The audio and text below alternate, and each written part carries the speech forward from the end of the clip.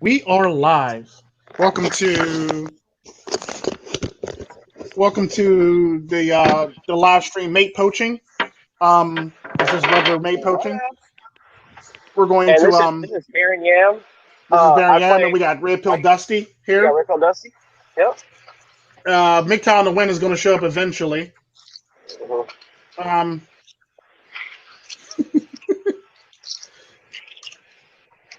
Yeah, and I'm on PlayStation 4 as A-Dog Blanca. I play the Predator game, so it's kind of like poaching, except you poach soldiers instead of how like women be out here poaching men. Yeah. I'm gonna lay out the groundwork for poaching, by the way. For sure. Before we continue. I'm gonna lay out the grounds for poaching. Because a lot of people basically has a misinterpretation of poaching, and they try to include certain things in the poaching that's not really poaching. The example of poaching basically is a person who goes out. A mate poaching basically is a person who goes out with the intent to steal somebody else's significant other, basically. So what you're doing is basically trying to steal somebody else's significant other from them, or hoping that you'll get a relationship out of that person from them. There's a fundamental difference between mate poaching and smashing and smashing somebody on the side, basically.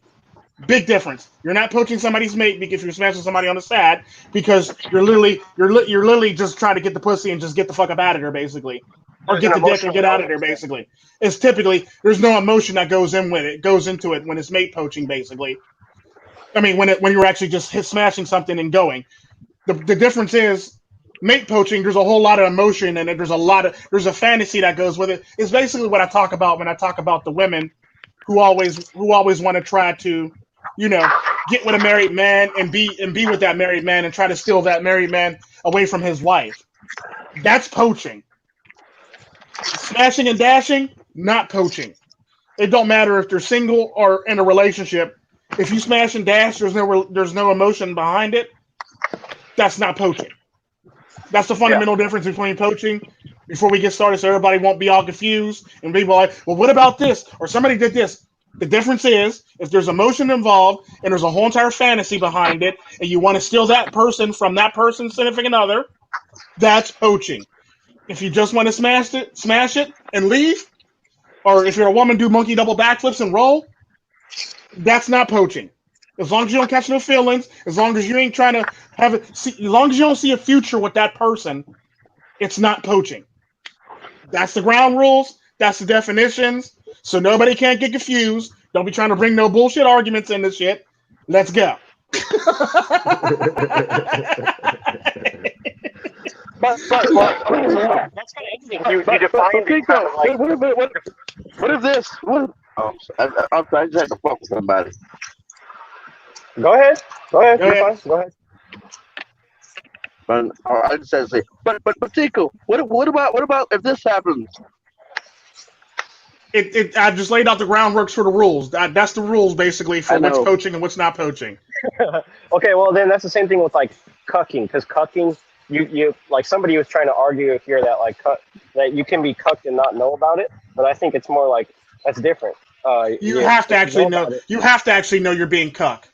Yeah, same with like mate poaching. You either have to know or you have to have an idea that you're being cucked. Yeah, and you have to understand, like with mate guard or mate poaching, it's like she or he needs to know that person is in a committed relationship and still follow through and pursue a romantic relationship. Basically, because the sad part about cucking somebody is you can't really say somebody's cucked when he doesn't know. When a person doesn't know his wife, that's just plain cheating. Then at that point, now we'll say this: there is a stipulation to that. If a woman confesses to cheating to him, or he finds out she's cheating, and he stays with her, he's being cucked. He's a cuck, basically.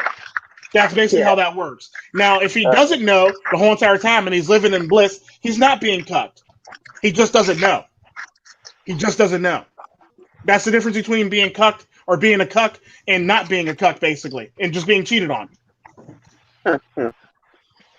Because people try to say, well, this and this is different.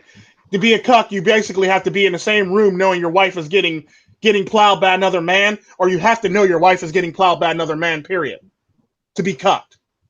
You know, I think when it comes to mate And the difference is, the difference between being cucked and not being cucked, I mean, and just being cucked and being cheated on, is your decision you make in a process of getting to that. So if you decide to stay, you're being cucked. If you decide to leave, you're not being cucked, and you just got cheated on, and you got every right to basically break up with that person. That's typically how that works. That's the difference between being cucked and being cheated on, for the most part. If you're being cheated on, and you find out somebody is cheating on you, like a good example of that, if you come home from work, find your wife in bed with other men, and let's just say you shoot them all. She basically cheated on you.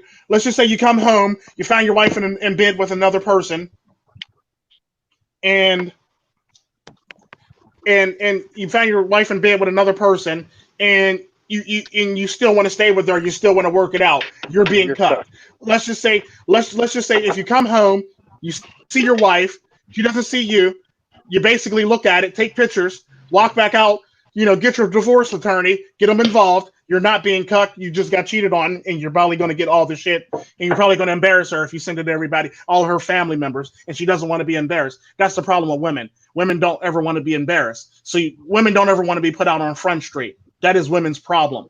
That's women's downfall. That is women's weakness. So the minute you can dig up evidence and you can show everybody, even her parents and her closest friends, that's embarrassing to her. If you put it on social media, it's embarrassing to her. That's basically how it works for the most part. That's the problem with a lot of women nowadays. So go. I think that there are different categories of women who engage in mate poaching. I personally know of a type that is a perpetual side bitch, and in every interaction, that's the problem. She has with a man, That's the problem. She's a side chick. She's not trying to actually steal that band from somebody else. Oh, absolutely, yes, huh? But how many men is she juggling? I mean, I'm not gonna say it was like anything that got juggled or nothing like that, but and is the man in a relationship?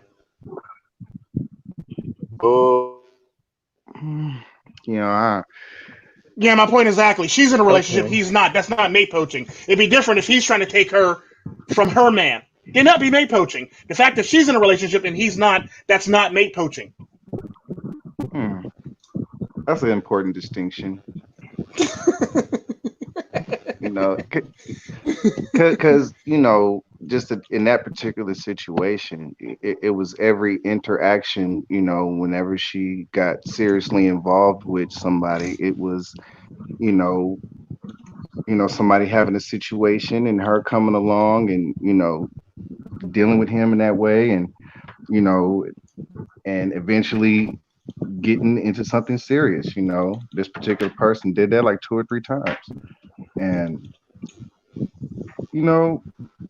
hey man, it is what it is. But there are people who get validation in taking something from somebody else, especially if they're pretty.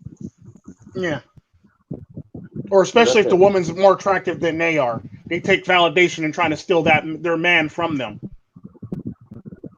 Because that'd be a notch under her belt. That would make her confident. That would boost her confidence even more if she could steal a man from a very beautiful woman that's way above her.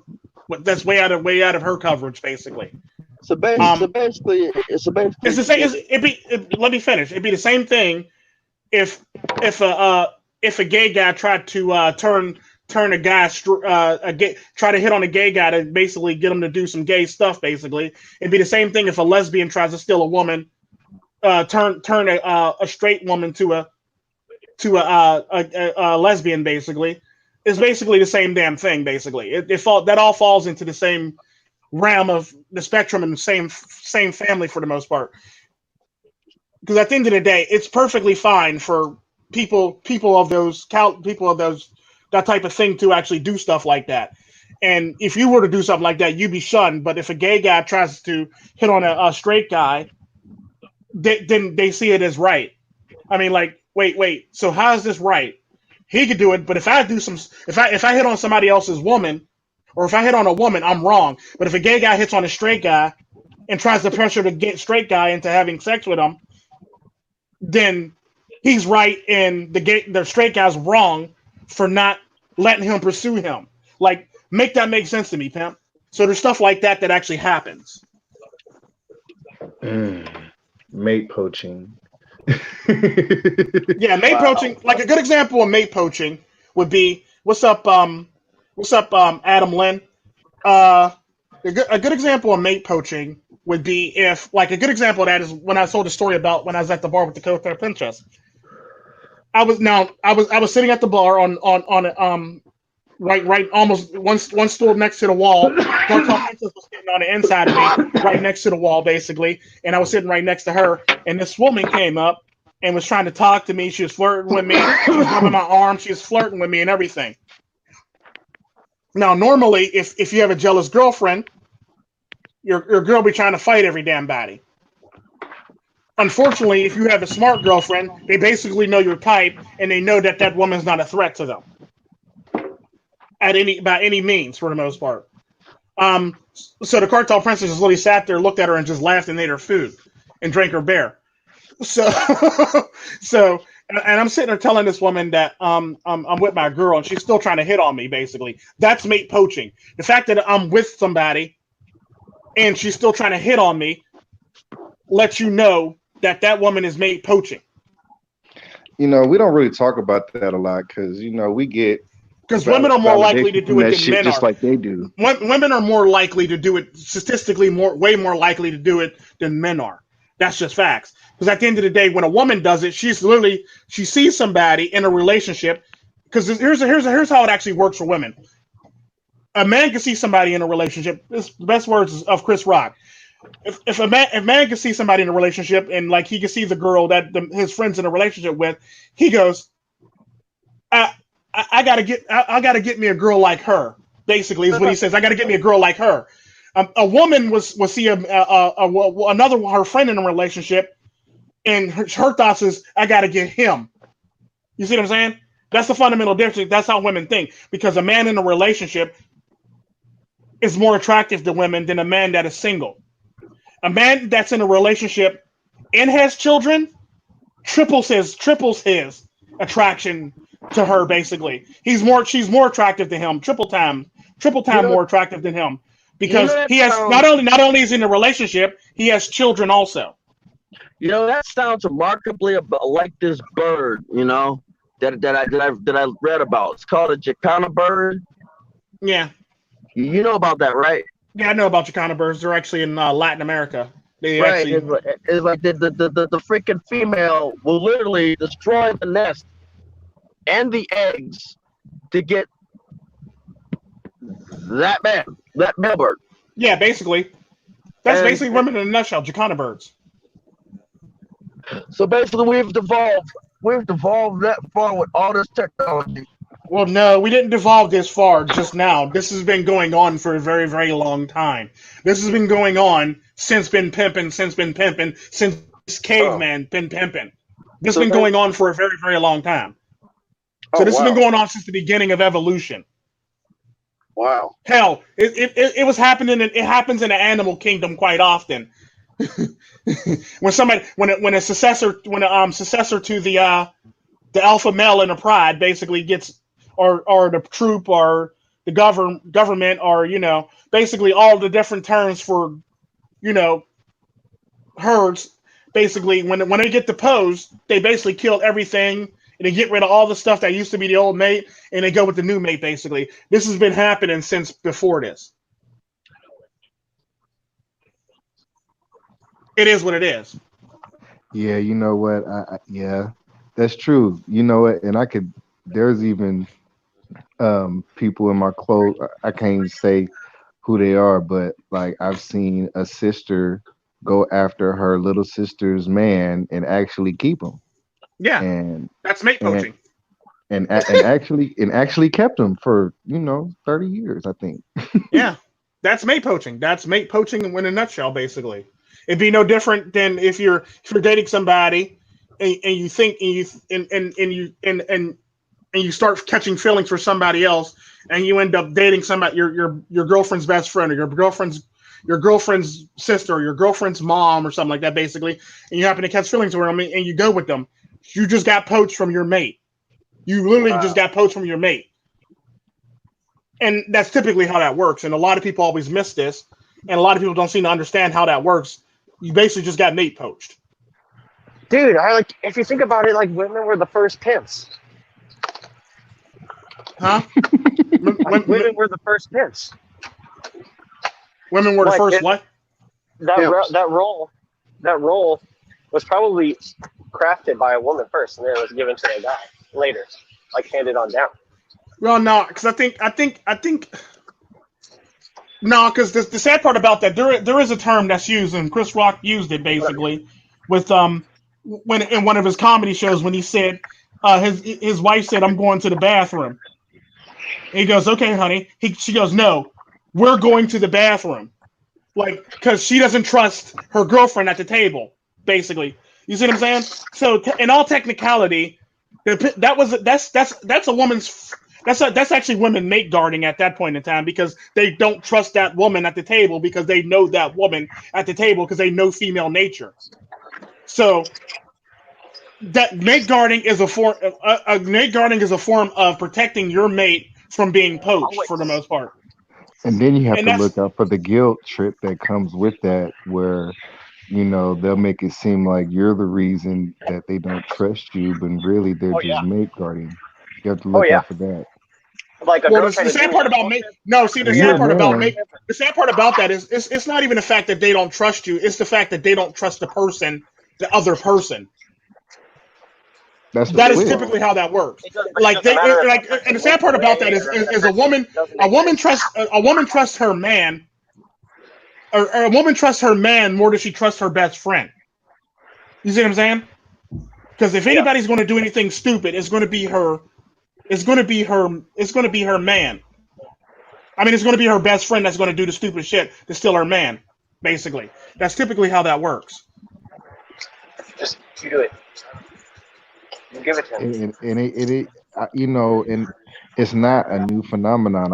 I know somebody else who dated somebody and was in a long-term relationship with them, and her best friend, was actually prettier and a lot of other ways, came and swooped up and snapped him up and kept him for 20 years. Yeah. Well, okay. What happens when a girl's is like snatching up a dude who's single? Is that mate? That's not mate poaching, but it's like a certain kind of poaching where it's like she's out of the system and then she's basically like taking advantage. Repeat that one more time. A woman that snatched up a man that's not in a relationship? Yeah. No, that's not mate poaching at all. If he's not in a relationship, it's not poaching a mate. Yeah. Well, I don't mean like actually getting in a relationship, but just like harassing a guy that wants to be single. Like I still want to be single. That's not poaching either. That's not poaching at all. That's basically just a woman being that's women being hyper aggressive or women being alphas, basically alpha women, basically. That's typically what that is. I see that more and more nowadays. Yeah, women are getting desperate, so they're willing to put in work and do stupid shit for the most part. You see phenomenon like this, and it's not mate poaching, but it's related in how they kind of have a pecking order. It's the way they like pass a dude around the office. The one who gets the choice of whether or not to keep them is the so-called alpha female. That's the one who gets the first dibs. Well, no, not really, because at the end of the day, women will actually cut each other's throat to actually get a man for the most part. Exactly. So at the end of the day, there's no alpha female when there's competition for the most part. And the sad part about that is a woman this is where a lot of other stuff come into when it comes to mate guarding and stuff like that. And a woman will actually try to get a man. A woman would actually do one of two things. Well, multiple things, but the main two things that a woman would do. a woman would go to the man and say that this girl's this, that, and the other, and she's not worth it. She would basically defame or she would basically defame or she would basically Dirty destroy. macking. She would basically destroy the other woman, basically, in the eyes of that man for the most part. And the same goes for that woman to get a man. Like a woman would literally go to a woman and say, well, he's this, and he did this last week, and he's all this, and he's not that, and he does this, and he cheated on the significant other, and this, that, and the other, just to turn that woman off, just so she can lessen her competition with another woman. You see what I'm saying? So women would actually do multiple strategies on how to steal a man from another woman, basically. This is part of mate guarding for the most part. Mate guarding is this whole entire thing where like you literally make up this whole entire thing to actually. So either you're going to physically guard them by like getting in front. Like a good example of mate guarding would be mate guarding if that woman would have came up to me and the cartel princess would have stepped from around me and jumped in that woman's face, that'd have been mate guarding. Or if the cartel princess would have said something to that woman, that'd be mate guarding. Now if a woman, multiple women are interested in a man. And they all know that they're interested in this man. A woman would try to actually destroy the image of that man in that woman's eyes. Then she'll go and destroy the image of another woman that wants him. She'll say, oh, well, she's a slut, or she sleeps around, or she cheated on her last boyfriend, or she's married, or something like that. She'll make up all these lies to basically destroy that other girl and destroy all the other competition. That's mate guarding within. That's mate guarding within essence. That sounds remarkably like some of the shit that women that the fucking women that put dudes in a friend zone do. No, the difference between friend zone and mate guarding is women friend zone men basically for resources and attention, basically. Because like the sad part about that, women don't want to tell you the truth, because if they tell you the truth, then all that attention basically goes away. That's different from mate guarding. That's basically just, protecting her free attention. Well, they don't value the truth. They don't value the truth at all. Yeah, the sad part about that is like that'd be like that.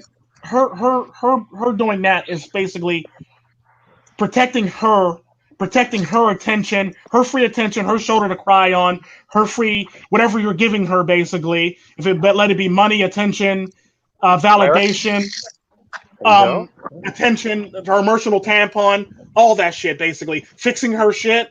Because if you're the guy that's fixing her shit, she's not going to tell you that she doesn't like you or she doesn't want to be in a relationship with you. If she knows you're not willing to fix her shit anymore, she needs her shit fixed, so therefore she still needs you around, so she'll string you along. That's totally different than mate guarding. Because mate guarding is basically you're protecting your mate. You're protecting the person that you're with or attached to. Yeah, it's honorable. Yeah. Friend zoning. Don't get me wrong. Mate guarding can go out of hand if the woman overreacts. Yes. Like a good example. Value poaching is what I call when a woman just is defending a man because she benefits from having him around too much to lose him. So it's like value. It's like preventing his value from being used in any other spot.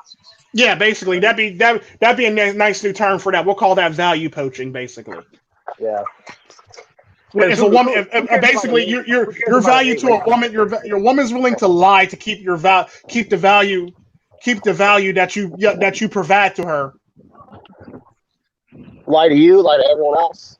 Yeah, she's willing to lie. She's willing to lie to you and tell you that she's not going to tell you that you'll never have a chance with her. Basically, to string you along, to basically keep value in house for the most part. Is basically what that is.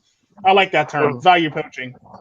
Well, hence why she makes you her photographer, because she knows that your vision is good enough that you can make her look good.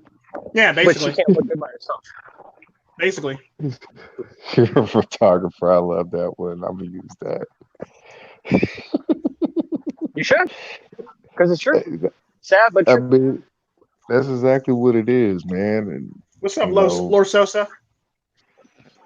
And the sad part about that is a lot of things with that is what a lot of people don't realize about value poaching, which we're going to use as a new term now, is value poaching is basically meant so a woman can keep a man who has some value to her and her only around, basically. That's typically what it is.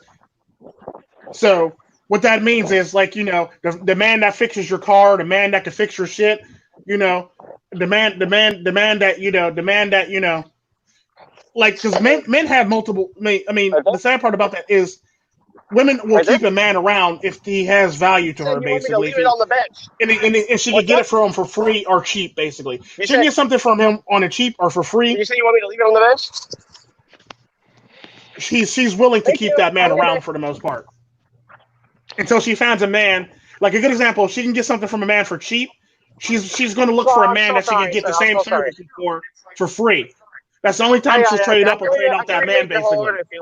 But the sad part about that, 9 times out of 10, there's a lot of men that won't do something for free. Yeah, I'm very sorry. I have time to make it. I got all the time.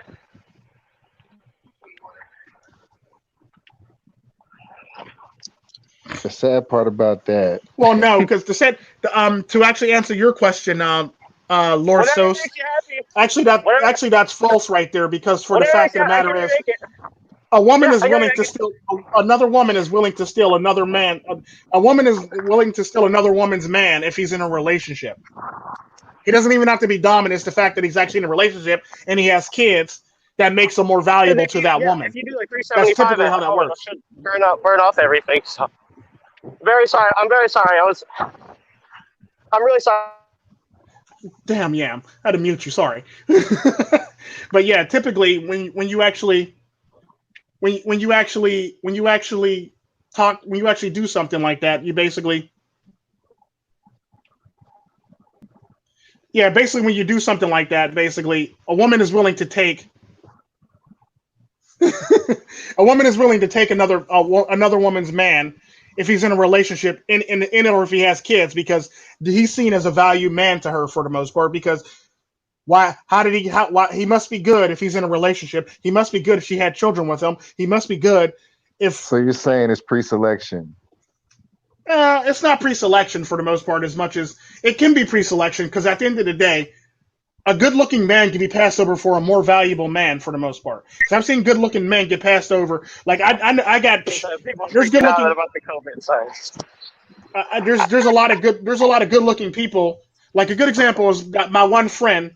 She's dating my other married friend.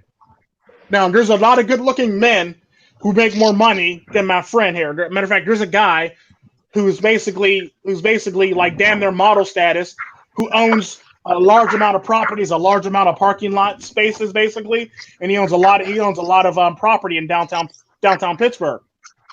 He's actually interested in her, but she's still waiting for the married man to leave his wife to be with her. He's not as attractive as her. He's not as dominant as her. Only thing about him is he's a dick, but he's not really a dick because he's an emotional dick and he got diabetes, basically. So he's very emotional, and he's a mama's boy for the most part. So he's not really a dick. He's a mama's boy, and that's typically how that works. But the other guy, he's actually nice, but he's also a dick too. He can be very edgy, and he's actually a bad boy for the most part. And the sad part about that is here's how you know. Here's how you know before anybody says, well, maybe your friend that's married is an alpha. He actually gets jealous of that guy whenever. My friend who's married gets jealous of that guy whenever he sees his side chick with that guy. Let that shit sink in. So he's actually not an alpha. Right. And this woman is willing to wait and dream that he'll leave his wife for her, basically. Even though she had many other options and guys that are like more attractive and more rich than her, she's willing to wait for this skinny, emaciated nigga, basically. He ain't even black, though. He's white. Skinny, emaciated guy to basically, I just think it's so ridiculous. Like, why would you be overprotective when there's, like, women outnumber you? What's up, free agent Pepe? If they outnumber you, like, if there's 4 million more of them than there are of you, then why would you get overprotective whenever one doesn't work out? Well, the sad part about that is that lets you know his value in life. My friend is actually not a high value man, basically. If you get jealous of your significant other, then you're not high value. It doesn't matter how you got it. The sad part about that, he's actually married and he's jealous of his side chick when his side chick does something. And the sad part about that, I remember when he called me the one time, crying on the phone, telling me that his wife just cheating on him.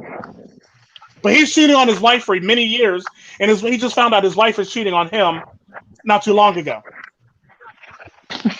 Wow. Man. Yeah, Like, think about that shit. So I laughed at his ass. I had to pull over to the side of the road and laugh at his ass. Tico, oh, I'm going to hang up now. I'm going to need you to call me back when you can be more serious about this. My wife is cheating on me, man. My wife is cheating on me, man. I'm sitting there busting out laughing. I'm sitting like, tears are literally coming out my eyes. I had to pull over to the side of the road to crack up laughing at this man. So By the way, fucking you hard. ain't shit, but I would have been No, I laughing ain't too. shit. I'll admit I ain't shit. Shit. I laughed at that man so fucking They don't ever hard. know when to be serious. They try Huh? to act like they want to. They try to act like they know how to be serious when they're a victim of infidelity, but during any other circumstance, it's like It's perfectly fine. Yeah, I know, right? Until they're a victim. Everybody's Let okay me till it's them, basically, type shit. And that's typically how that works. All right, let me break this to you. If somebody, I learned from the first time that I cannot be any way, shape, or form emotionally invested. You know, because it takes More so, you she's actually not a dating coach. She just happened to marry up, basically. That's all she Yeah. really is. So right. But it's the only like, reason why she's in that relationship is because he's rich. That's about it. She's not in that relationship for any other reason besides the fact that he's rich. no. But yeah. Go ahead, Mike McTown to win. I'm like, I learned from the first time, you know, which was like literally like fucking 11 years ago. That it will be 11 years ago in October. That you don't get emotionally invested in a woman. Because I mean, well, for me, I developed a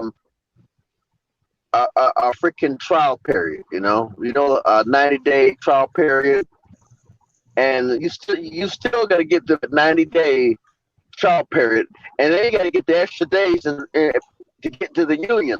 You know, I treat every freaking dating thing like a job, like I'm an employer like I'm an employer. That's pretty much what it is. You get 90 days probation period, and you get an extra 10, 20 days to get into the union, but you have to pay union dues. I treat the relationships like a business. It's all it is nowadays. It's a business. Yeah. Interesting. And it's like, you cheat on me, guess what? I will not get mad. I will not get emotional. I will literally leave I will keep my stuff in storage. Because I know what's gonna happen. I already know what's gonna happen. She's gonna do something. She's investing in your attention. And if your attention runs out, then she feels like insecure about her investment. Yeah. Oh no! I will walk out. I will walk out. Because the sad part about that, before we continue on with this conversation, that's going to be kind of sort of off topic, and going to go nowhere for no reason, going to go nowhere and off topic. The thing about women that people fail to realize is a woman basically does the shit that she does because she believes that she got you on lock, basically, and you ain't going to go nowhere, and you ain't doing shit, basically, because you need her. Or she's a value to you. And this is where a lot of women mess up. And the sad part about that, when the shoe's on the other foot, when a man says, you know what, fuck it, I'm out. And he actually walks out the door. She doesn't believe that he's out. She doesn't believe that he's out in the future and in a heartbeat until he actually walks out the fucking door. And then when he walks out the door, then when she walks out the door, she has a oh shit moment, basically. That's when everything in her emotionally, mentally, and all hits the fan, basically. And she basically goes into like recovery mode for the most part. So she basically has to recover what she just lost. Well, what you have, I think to get back on topic, like what you have is a lot of guys who are my age who were in a relationship before where we said we're gonna love you, we're like willing to have kids at the young age, which is obviously like it goes without saying it's kind of a bad idea. Then that girl basically dumped us, and now then sooner or later she's gonna be regretting it because she decided to ride the cock carousel and abandon the only person that would actually love her, give her a good life. And so then now, and they try to consider that, they try to say that that's bad, when in reality it's like he was probably picked up by somebody else down the road, and now he has a family. He's living life good, or he got what he wanted, where she thought that she wanted something different, and she got, a big goose egg. Yeah, for the most part. And the sad part about that is what a lot of people fail to realize when it comes to stuff like that is women only act the way they do because they believe that they have all the power in the world, and they believe that all men want them and love them and want them for the most part. This is why women can get away with the stupid shit that they do, or be so cocky and self-confident in the shit that they do, because they believe that they literally have this image that every man wants them, up until they're faced with a man that actually says something otherwise. Then they feel some type of way. Then they want to shame that man for not wanting them. Then they want to talk bad about this man for not wanting them and stuff like that. And the sad part about that, I had a woman say that to me, and I go to her, and this is why, and you wonder why I don't like you. This is why. This is why. And I knew that you were like this, and I knew that whole entire thing that you had going on was fake. Yeah. I knew that whole entire facade that you had going on for these other men was fake. So I can see right through your makeup, your fake up, and all this other bullshit, basically. And that's typically how I talk to women all the time. And it blows their mind. And it's like, I can't believe you said that to me, or I can't believe this. Well, no, I can believe it. You just can't believe it because you're used to people just catering to you and kissing your ass. I'm not finna do that. It's usually what I tell women. I'm not finna do that at all. Is mate poaching just a phenomena of like more older women going after less valuable men in relationships, or is it only because they might perceive it? No, the sad part about mate poaching is basically women are more likely to mate poach than men are, for the most part. The sad part about that is statistically women are more likely to mate poach. The sad part about that is when it actually happens, it's more likely to be a woman doing it, and a person's and basically to mate poach, the person that you're poaching from another person has to be in a relationship. The person that you're taking from somebody, the person that you're poaching has to be in a relationship. So if you're poaching somebody that's single, you're not mate poaching. If you're in a relationship and you're trying to hit on somebody, trying to get another person that's single, you're not mate poaching. You're just straight cheating for the most part. That's typically how that works. And so she can be single and in a relationship to mate poach, whereas if a man's mate poaching, it's probably because he's desperate. He doesn't. Well, no. She can't be single to be. I mean, she has to. The person that she's poaching has to be in a relationship. If she's in a relationship, if she's in a relationship and the man's not, she's not mate poaching at all. She's just basically cheating. That's all it is. No. I'm talking about her. Her status. Because if her status is single, and she's looking at another man that's in a relationship, she's mate poaching. Another good example of that is if they're both in a committed relationship, and the woman is trying to take that man from that woman, basically, that's mate poaching. That was like, why did I get married? The skinny girl took Jill Scott's man, and he tried to come back. Yeah. That was supposedly her friend. Mm-hmm. The sad part about that, women's friends are pretty much women's downfall. Women's friends will pretty much destroy another woman. Hell, women's friends will destroy a woman's relationships. Because they're jealous. That's all it is. Another woman would destroy another woman's relationship because she's jealous of her friend.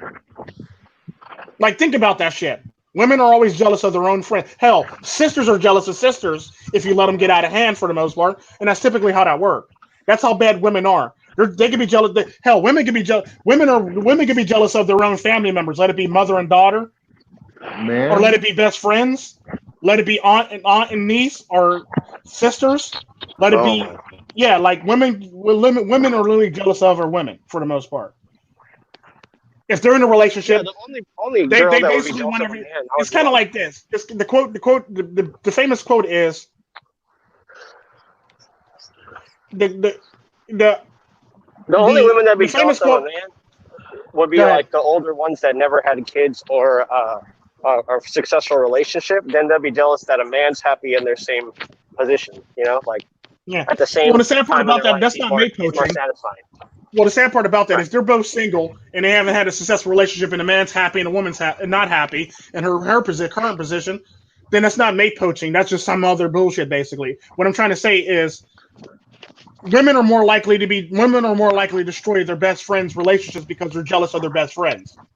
If you're doing good and you're looking good and you're happy, misery loves company for the most part. You don't want to So be your with friend is women, going to drag you down back to where they are because they're jealous of you for the most part. So what type of distinction would you put on mate poaching when men do it versus when women do it? There's when men do it, they actually do it. The sad part about that is if a good thing is a man can do it. If a man does it, and if a man goes after a woman in a relationship only to make her his, that's mate poaching too. That's it. Yeah. Or you have value poaching with men to other men who are MGTOW. Men try to like pigeonhole you and tell you, oh, you're gonna be in a relationship, you're gonna have kids, you're gonna be. Do you think the motive is the same though? Do you think they do it for the same reasons? The motives are different. The motives are different on why they do it, but the motives are different on why they do it. But at the outcome is the same. Like if a woman basically does it because it's just biological imperative for the most part half the time, and just the fact that a good example of that is, like I said, a man is more valuable when he's with his children than a woman is without her. I mean, the sad part about that, if you actually see a woman in public with her children, everybody just walks past her like it's a normal thing. If you see a man in public with his children, everybody literally stops, smiles, and talks to the man. You see what I'm saying? That's true. That is true, because whenever I take my girls out, that's exactly what it is. Yeah, you see what I'm saying? It don't matter who it is. From both sides of the spectrum of the fence, it could be a man or a woman. They will stop and talk to you and actually smile at you, and nod at you and be happy. God. Yeah, that's typically how that works, because a man is seen as more valuable with his children than a woman is seen as more valuable with her children.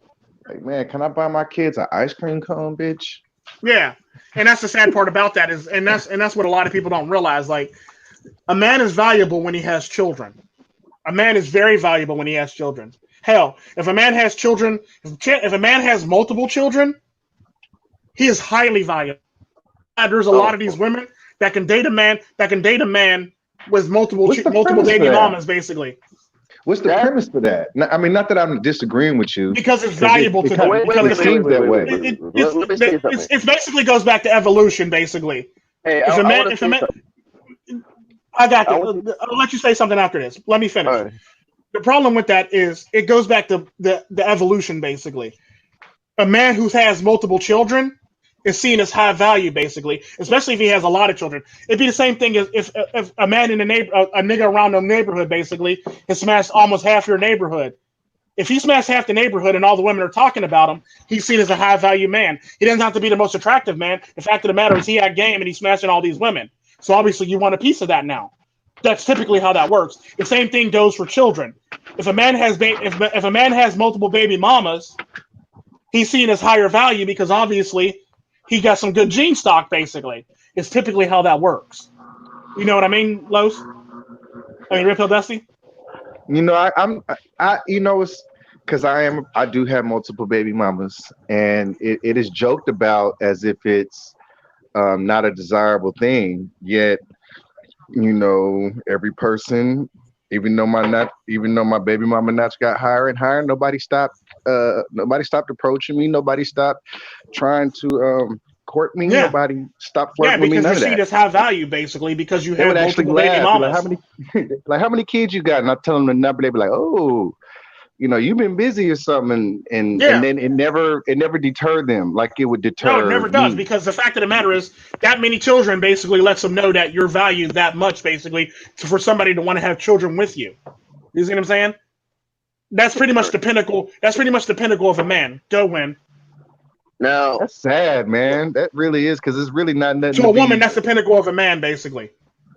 That's not nothing to be like excited about, or it's not like a big accomplishment. That's what's weird. To a woman, to a woman, that's accomplishment. That's why what women want in a man and what men want in a woman is two totally different things. Like, the sad part about that is modern day women got dating fucked up because they believe that men want what they want, or men should want what they want. So therefore, that's how that works for the most part. All right, let me bring this to you. Right now, we are thinking with logic on this panel, right? When it comes to logic and this topic right here, and you're trying to get inside of the brain of a female or modern day female, I want you to take logic. Well, the sad part about that, when is actually you basically can describe that with logic. Basically, that's basically how it works logically with women. That's basically how it works biologically with women. That's how it works. That's how it works scientifically with women. That's what women want and desire, because you're at a high value because you had multiple children with a woman. That's why you're valuable, or because you're in a relationship. That's why. There's no need to actually there's no need to actually throw logic out the damn window. We understand scientifically and biologically why they want it. This is why it actually happens. So throwing logic out the window doesn't really matter. To actually understand it, it's basically base evolution. This is what women want. This is what women desire. Like a good example of that, another good example of something that women desire is another thing that a woman desire that's always made me successful at dating is literotica. If you can actually bring literotica off the pages into her real life, she'll stick around with you. That's some true but goofy shit. Literotica. It's basically like telenovela meets it's basically telenovela and 50 Shades of Grey all thrown into one big ass pot, basically. So the hottest, most risque telenovela and 50 Shades of Grey, literotica based. That's pretty much literotica for the most part. Anything that stimulates a woman sexually and or mentally, basically, is a nice way to basically keep a woman around for the most part. So if you know anything about literotica, because I actually write literotica, sadly, I was going to leave that out, but I actually write literotica. But yeah, it's typically what it is for the most part. I mean, so. I don't know. Like, I get that that's what women want on a consumer level, because that's what you can tell that's what they spend their money on, is even when they're super old, they still buy those. Yeah, they do. Because these women will buy this shit when they're 80 or 90. Because that's their base nature. That's their base animalistic nature. The Kuntz novels, or like Alex Cross, or like James Patterson, where it's like, it's criminal and it's like, it's dark and it's like he's tall, dark, and handsome and stuff like that. But like when I see guys trying to do the same thing, I just don't I don't understand if it's on a biological level, like what they're doing by trying to steal another man's woman. It's like, as a man, I don't think we're concerned. We don't really want to go where the next man is gone. The thing about that is biologically. Well, the thing is, men, right? Because we're men, and and all of the things that come with that. Like, I kind of hold men more accountable than I hold the opposite side. So I think it's worse when men do it than when women do it, because you could trace all of things. You could trace a woman's motive back to biological imperative, and man's you really cannot. Yes, you can. You actually trace men's back to biological imperative too. How so? Because everything a man does is biological imperative. Logic is biological imperative. Logic basically helps you survive. Logic helps you to actually think long term. Logic actually helps you to plan out your future. Logic helps to. Let me finish. Logic actually helps you plan out. If you're the leader of the hunting party, logic and thinking, forward thinking, actually helps you actually be able to feed the fucking village. Everything a man does is basically to feed the fucking village and to live long and to have a long-lasting future for the most part, and have resources and everything in storage for the most part, just in case shit happens. That is man's biological imperative. That's what a man does on a regular basis. Anything a man does is long-term. It's for his future and present for the most part. That's basically the male biological imperative. So anytime a man actually gets into a relationship, his biological imperative is to make money so he can put money aside and then go get a 401k and go get this this insurance policy, life insurance policy, so just in case he dies, he can take care of his family. That's typically a man's biological imperative. So how does mate poaching fit within that? Because most people and I can't speak for all men, but in my anecdotal evidence, I haven't. Here's how. Because at the end of the day, if you actually look at a pride, the most alpha male, alpha men or alpha male in a pride or a pack or a congress or a herd basically gets his choice of any women he wants. So and he has to pick one. If he's in the pride, he can't not pick because that's not what his biological.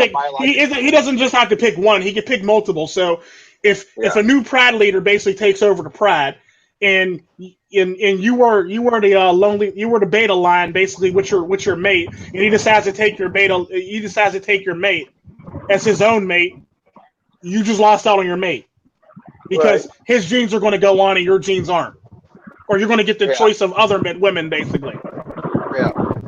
Which is kind of funny because the sad part about that is there's a lot of women, there's a lot of in the pride, there's a lot of lioness that basically don't never get to make it up to like the beta male line basically, and they actually get to move up the ranks, so that actually benefits them by moving up from their old partner to the new partner now, basically. Problem so is, the sad part about that society, there's no Tinder in lion society, so it's like a lot of the women who would trade up basically never get the chance to because they're on like they do either online or they're going to the bars. They frequent the bars. Simple as hell. You mean they frequent the Sabrina? They frequent the tall grass. They frequent the watering hole. Yeah, they frequent the watering hole. They frequent the the trees. They're competing for the same prey that the crocodiles are. They're fighting in the wrong. They're in the wrong environment in general. And it's sad, but like that's why I was interested in this whole theory. And it's like I wonder if they sexually select certain men who are in a relationship based on like what they believe that man can give them in terms of offspring, or like what offspring that will come from a man who is willing to leave a relationship where he's codependent and like enter into another one simultaneously. Like what genetic background that person has to have in order to do it. Yeah, I think it's the basically it's a ratio of benefits versus the cons of doing it, and a lot of times. So she's actually trusting the girl's logic or the other woman's logic and picking him so then she can monkey brand. He can monkey brand. Basically that's what it is for women. Basically, she's already did the work for her, so obviously he's a good man if she did the work for him. You see what I'm saying? It'd be like if you went to Grubhub basically, or those places where like people review things. If it got a bunch of 5 stars, people already did the work for you, so obviously you're going to want to go there. Or if you go to like the movie thing where you go look at Van Dang, whatever the hell it's called, basically, and it got the highest score. That people did the work for you, so now you want to go see the movie based on what the score is and what people are saying about the movie. You see what I'm saying? You sure that's not pre-selection, Tico? Well, no, it's basically pre-selection boiled down to everyday life for the most part. That's pretty much what it is. It's pre-selection boiled down to everyday life. This other woman's already did the legwork for you in vetting out this man. Therefore, now you can actually walk in and take that man because she's already did the necessary vetting, the actual work, and obviously he's a safe man if she's with him and he has her children too. He's a safe man. That's typically how that works. It's basically like if you were to go to a fucking review site and see something and get a review on something, and now you want to go see the thing, basically. So it's biological imperative for men and women both, basically. So rather than make a decision for herself, she's a lot of background noise in her stuff. I don't know. Might When be is that? wind. I don't know. Yeah, when. But my thing is like, and sorry for the background noise earlier. Like I was getting yelled at basically about the COVID. So Yeah. because I wasn't wearing a mask, and people want to be like, it's not a joke, and they think that I don't understand. But anyways, like with the whole with the reason why they pick it, I feel like it has to do with, and this may be wrong, but it's just a conjecture. Like I think it might have to be do with like their level of consumer debt, and like their buying decisions will pretty much reflect what it is that their relationships are going to be, even if it comes right on down to like them trying to put all of their failure to emotionally bond with somebody onto another woman by taking her man. Yeah. Because at the end of the day, what will happen is if a woman can't take a man from a woman, she'll destroy that relationship by any means necessary. That's typically how that works. Because you can't be happy. You can't be happy without her. Even if it's your friend or another woman, a woman's always going to be jealous of another woman, for the most part. And a good example of that is my abuela basically said this: if you put a bunch of women in a room, there's going to be a bickering, fighting, arguing over some petty bullshit. Basically, you put a bunch of men in a room from every walk of life. We're going to talk about the sports. We're going to talk about politics. We're going to talk about their interests. We're going to talk about women. We're going to talk about everything under the fucking sun, but actually arguing. You see what I'm saying? That's typically the difference between men and women. Men bring order. Men bring order, stability, and morality to a relationship. Women bring basically unpredictability, chaos, and Lord knows whatever the fuck was going to happen that day. It's basically like what Chris Rock said about bringing a crack, bring your crackhead friend to your dating your dinner parties. Basically, you never know what's going to happen with your crackhead friend. Basically, that's typically women in a nutshell for the most part. They're sporadic, they're all over the place, and they need organization to actually basically bring them. This is what I was talking about with the whole entire yin and yang. This is what I was talking about. Wait. This is what I was talking about with the whole entire yin and yang thing. A man and a woman basically please each other for the most part, yin and yang style. The thing about yin and yang is what a woman doesn't have, a man has for her. What a man doesn't have, a woman brings to the table. That's how it's supposed to be. Unfortunately, in this day and age, the yin and yang aren't matching up, and this is why a lot of people aren't in the right relationships or in good relationships anymore, because at the end of the day, you're in a relationship with somebody that doesn't fit you properly. You can't be perfect yin and yang if you're basically both trying to be yin and yin, basically, or yang and yang. You can't both be yang and yang. You both can't be yin and yin.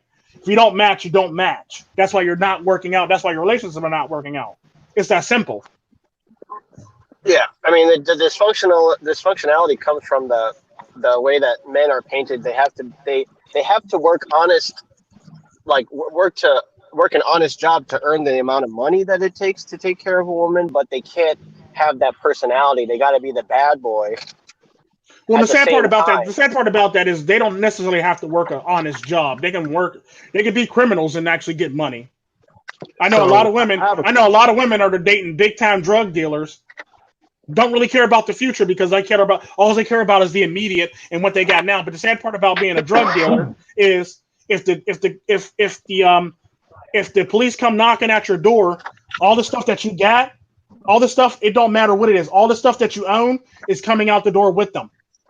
Let it be your car, let it be your TV, let it be your couch, let it be your bed. All of that's coming out the door with them if they believe that it was purchased with that drug money. That's typically how that works. But women don't see that shit. Women, all they see is like, I got this, I'm getting this, I got this now, I got this now, I got this now, basically. That's all they care about, and that's all they see. Yeah. There's no wonder why a lot of people are walking away from the whole thing entirely. And I hate that. I hate that the misery of a lot of the codependent, dysfunctional like relationships that as part of like foisted on us to be like, you're gonna get married one day, you're gonna have kids. Yes. I think.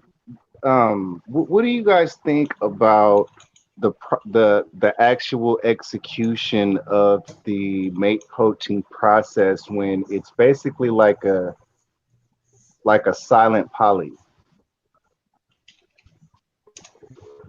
What do you mean? Well, the woman that is attempting the attempted mate poach, you know, if he's still in a relationship, she's basically subliminally consenting to some kind of poly type of relationship. Mm-hmm. You can't And negotiate with that. There's a reason. Like I said, you can't negotiate. I don't think. Like I said, this is my opinion. I don't think. I think with the current society, on how society has been cultivated, it will be very difficult to negotiate with somebody that wants to basically, women are possessive. They want that person for themselves. Basically, So yeah. There's really no logic behind it. It's basically biological imperative. Basically, there's no logic behind this shit. There's no magic bullet or anything like that behind it. It is what it is. Women know that there is inherently nothing wrong with a man having more than one woman, unless he specifically said that he's not going to have more than one woman. No. That's not how it works. It's one thing. See, and this is where you're trying to actually bring logic into this. Here's where logic gets fucked up in this whole entire situation. Okay. If a man has multiple women, it's wrong. If a woman has multiple men, it's right. You see what I'm saying? I get you. That's basically women logic right there. That's basically. Yeah. I mean, it's not really logic, but it's basically women think for the most part. She can have multiple men, it's right. You have multiple women, that's wrong. You see what I'm saying? Well, that's pretty much how it works. So, I mean, at the end of the day, male poach. If she's attempting to poach another woman, at least for that temporary time, let's say she's successful, that temporary time, 6 months, year, 2 years, however long it takes for him to leave his wife or his long-term relationship mate, that's basically she's consenting to a temporary poly situation. Because she knows. No, she's not. The sad part about that, she's not consenting to a poly situation. What she's consenting to is the promise that you're leaving your wife for her. You see what I'm saying? It'd be basically no different than. It's basically no. Hang on, wait a minute. It's basically no different than getting married for the most part. If you get engaged to a woman, your engagement is a promise that you're actually going to be with that woman only. You see what I'm saying? So when a woman approaches a man from a relationship, she's poaching him on a premise that, like it's engagement, that you're leaving her for me, and that's final, basically. So she can block out all this other bullshit as long as it benefits her. As long as it benefits her, all this other shit doesn't matter. As long as it's going to benefit her in the long term, or long as it's going to benefit her, period, in her future, none of that shit matters. But you basically have to be on your grind on getting rid of your wife, basically, for a woman, because she's always going to nag about it. But as long as her end goal can be met, that's all that matters to her. It don't matter how it got to go down. It don't matter how many casualties got to be. It don't matter if there's children involved. It don't matter anything for a woman, basically, as long as she gets her goal. I think, and I've seen this, and I'm only saying this because I've seen this anecdotally. It may not be the rule. It may just be the exception. But I've definitely seen like two baby mamas fighting over the baby daddy, and eventually they got so tired of fighting that they just got cool with each other, and the baby daddy was still with both of them. That's an exception to the rule. That's an exception to the rule. That's not typically how it works out.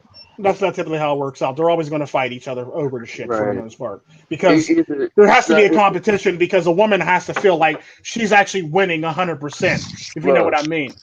She has to feel that she's going to be. Basically, what happens with that is a woman doesn't want to feel equal to another woman. She wants to feel superior to another woman. She wants to be better than another woman. That's basically a good way to describe it is all these Instagram posts or Facebook posts where women always posting that they're on vacation by their damn self conveniently without their significant other or a man. Basically, she's basically trying to signal that she's better than another woman. So the next thing you know, another woman's going to post her trip on there without her man, on a cruise or on a boat or on a yacht or, you know, some crazy shit basically to outdo that woman. A woman always wants to outdo another woman for the most part. That's typically how that works. And if they can't them to outdo them physically, it will be in a backbiting subliminal way where they try to undermine each other. It basically be the moving on up Jeffersons, keeping up with the Joneses, basically, social media style, basically. Or it'll be like, you know, them disrespecting that woman verbally, mentally, emotionally, and physically, basically, to basically get their point across that they're better than that woman for the most part. If that wasn't there, like that social media wasn't there, it'd be very hard for her to justify doing something that bad to the other woman. Well, no, because the sad part about that, the sad part about that is without social media, it would make it much easier to do it for the most part. Social media makes it easier just to, you know, to reach out and touch people across long distances. That's all it really does. It amplifies a woman's behavior for longer distances for the most part. Is all it really does. So social media basically amplifies it. It basically be no different than if I have like an antenna and it doesn't work in this area, then I get an antenna extender and it works everywhere now. Basically, that's what it pretty much is, an antenna extender for the most part, or a satellite. It goes from being a regular cell phone to a satellite to be able to send out many signals to anywhere in the world for the most part.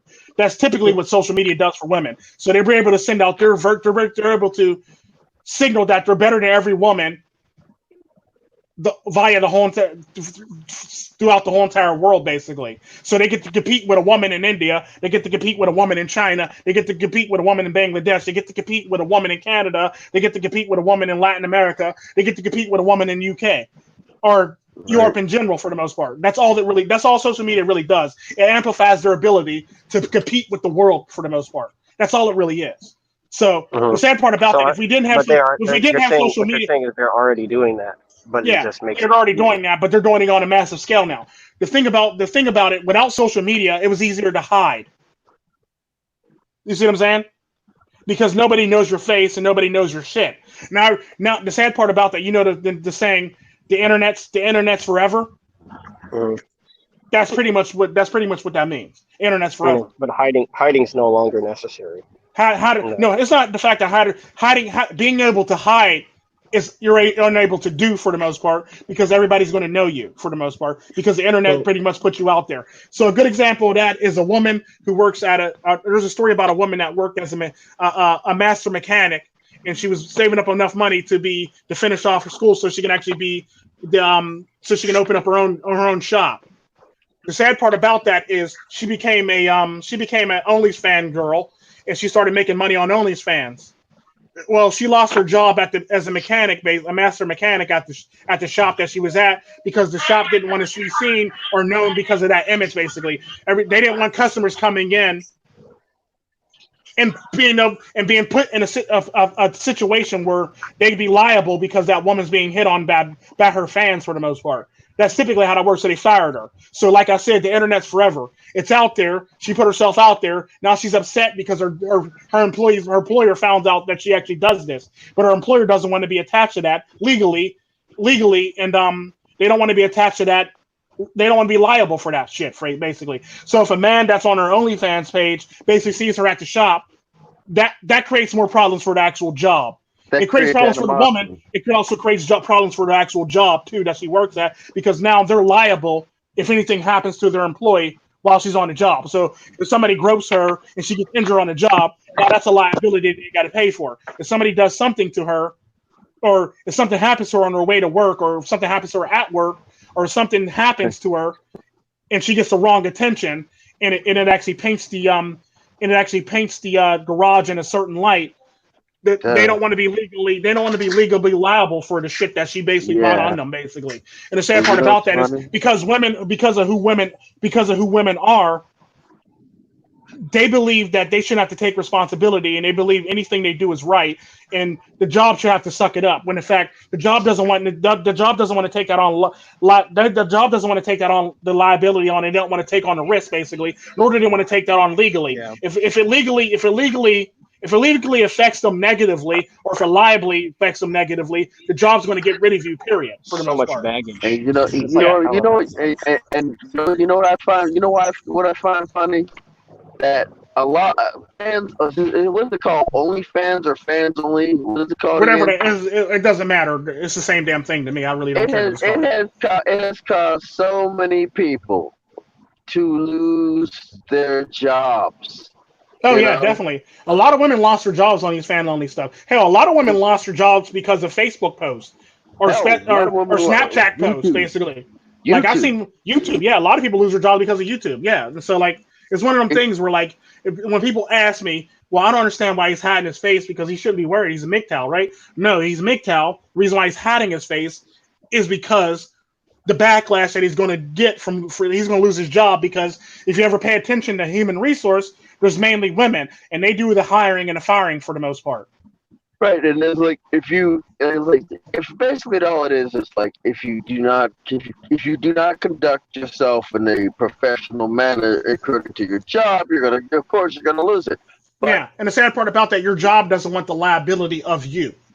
And it's a short sight. That's why they let people go. That's why people can get fired from their jobs, basically, because they basically weigh the pros and cons, and they rate the liability and the risk, basically. They do a risk assessment analysis of you on the job with everybody around you. Let's just say a good example of that is if you're a good worker and you have a social media account where you bash women, but most of the people you work with are women, they're probably going to get rid of your ass for the fact that most of the people you got to deal with and most people at the place are women. You see what I'm saying? Or HR's women, so they got to get rid of you. That's basically how that works. Yeah, that's pretty much why I am very in the words of America's DeVille, MGTOW has a lot of coward enemies, basically. There are a lot of coward enemies that try to get you defaced and banned. And a good example of that is Pokimane. Pokimane with sponsors and people that always try to get people's sponsors taken away from them. Seems kind of they're basically a bunch of cowards for the most part. When they feel threatened. Of course they can appeal to within their job to have you removed, but if they are poaching and doing all this other stuff, they're going to get removed before you. It's like a war of attrition, basically. Well, no, because the sad part about that is that they're not going to get removed, because the likelihood of a woman getting removed from a job is very slim. I'm confused. Well, no, I said a man's more likely to be removed. Like I said, basically, if a man makes MGTOW content, you're going to be removed. The only way a woman would get removed is if she posts shit on her social media, like, she's falling down drunk. Or, there's a lot of people that never got hired at their job because of their social media, because they'll basically type in your name, look up your name, and see that you're fall down drunk, and they'll basically won't hire you and they'll throw away your application. That's typically how that works. And the sad part about that is a woman on the job. Let's just say a good example of that. A woman on the job. If a woman's doing anything wrong, but you're also doing wrong, they're more likely to fire the man before they fire the woman. You see what I'm saying? Because the woman, you can't. It's very hard to explain away why they fired the woman over the man for the most part, if you know what I mean. When they should have just fired both of them. You see what I'm saying? No, it's easy to fire somebody who has an OnlyFans page. It's easy to understand why. Well, what I'm trying to say though is if you a good example, because like I've seen this come back for a lot of women who have OnlyFans pages, basically. And one woman actually got to keep her job, and a man actually lost his job because he was a MGTOW content creator. Let me finish, Sam. Let me finish. Now, what happened was he's a MGTOW content creator, and she's an OnlyFans girl. Okay, cool. Now she has sexually explicit photos, basically, all over the internet. So now that's going to bring the fact that she shows herself off and she works for that company. Everybody knows who she is, basically, because she's on the staff and she's on the main staff. So therefore, she's actually on the company banner. Okay, cool. Now, the man is a MGTOW. She basically turned the man in, basically, and he turned her in. He turned her in for OnlyFans. He turned her in for OnlyFans, and she turned him in for being MGTOW, and he got fired, and she almost got fired, but she got a lawyer to basically defend her and say it's wrong to fire her because you're just firing her because, she's a woman, basically. That's So is that basically the argument accepting that of they the rule? use. So You can't prove that most men hate women. MGTOW men, you yeah, can the prove sad that part about most that, the reason men. why they fired her, the reason why she got to keep her job is because they basically used the argument that only reason why he told her because he hate women or she's a woman Right. basically. The sad part Right, but about that's that not is most people. yeah, I mean that's pretty much majority of the women. Now what happened with the company later is they basically got together with their lawyers and found a loophole in that whole entire thing and they got rid of her ass. Yep. And the only way a woman It's karma. yeah, it's karma basically. They found a loophole in the thing, especially during this whole entire COVID-19 thing. They were able to get rid of her ass. That's typically how that worked. We're downsizing basically is what they said basically, and they got rid of her. Convenient downsizing. And the sad part about that, they had to downsize because she wasn't seen as a she wasn't seen as essential basically. So they were able to get rid of her for that reason. Yeah. What's up, Sicnce? Well, I Soap in didn't the mean to house? make this whole. I didn't mean to make this whole thing like. Hey, everybody! Sicnce Soap. This live stream is basically about mate poaching, being a cuck, mate guarding, value poaching, value guarding, and Literotica is the topics. All right. Well, I'm only in this motherfucker for about 10 minutes because I'm at lunch now kicking it. And I'll be here, on some. I'll be back. Sicnce Soap will be back on a full-time deal here next Monday for Relentless and shit. Okay. Just so you people know. But hey, everybody! Hey, Sicnce Don't poach mates! Don't poach mates! Or beat you. I'll beat you if you do that. Like, for me, but it's like, what do you think? What do you think are the factors that make somebody decide to poach somebody? Because there has to be some sort of commonality. That we just explained. We explained the commonality. Basically, it's evolutionary thing. Basically, a man is with a woman. He has multiple children. He is very valuable to that woman. She's already did the legwork on vetting him to see if he's a good guy and did all this other great shit. So therefore, that woman the fact that woman's with that man and she has multiple children with that man. Yeah, she basically co-signed on him. It'd be like if I was a it'd be like if if you needed somebody to co-sign for a credit loan. No, I basically co-signed on your credit loan, basically, and everybody in the bank thinks it's okay because I co-signed on it, basically, because I trust you. You see what I'm saying? So now that's why a co-signing is always good. Now the woman in the relationship with the man is the co-signer on what the woman believes about the man. You see what I'm saying? So now that the fact that the woman already co-signed on the shit, now that woman wants that shit basically and take it away because he's valuable, obviously, because they have children, they're married, and they're in a relationship. So that makes them more valuable. That's typically how that works. What's the factors that make him decide whether or not he decides to actually, leave and go the other way?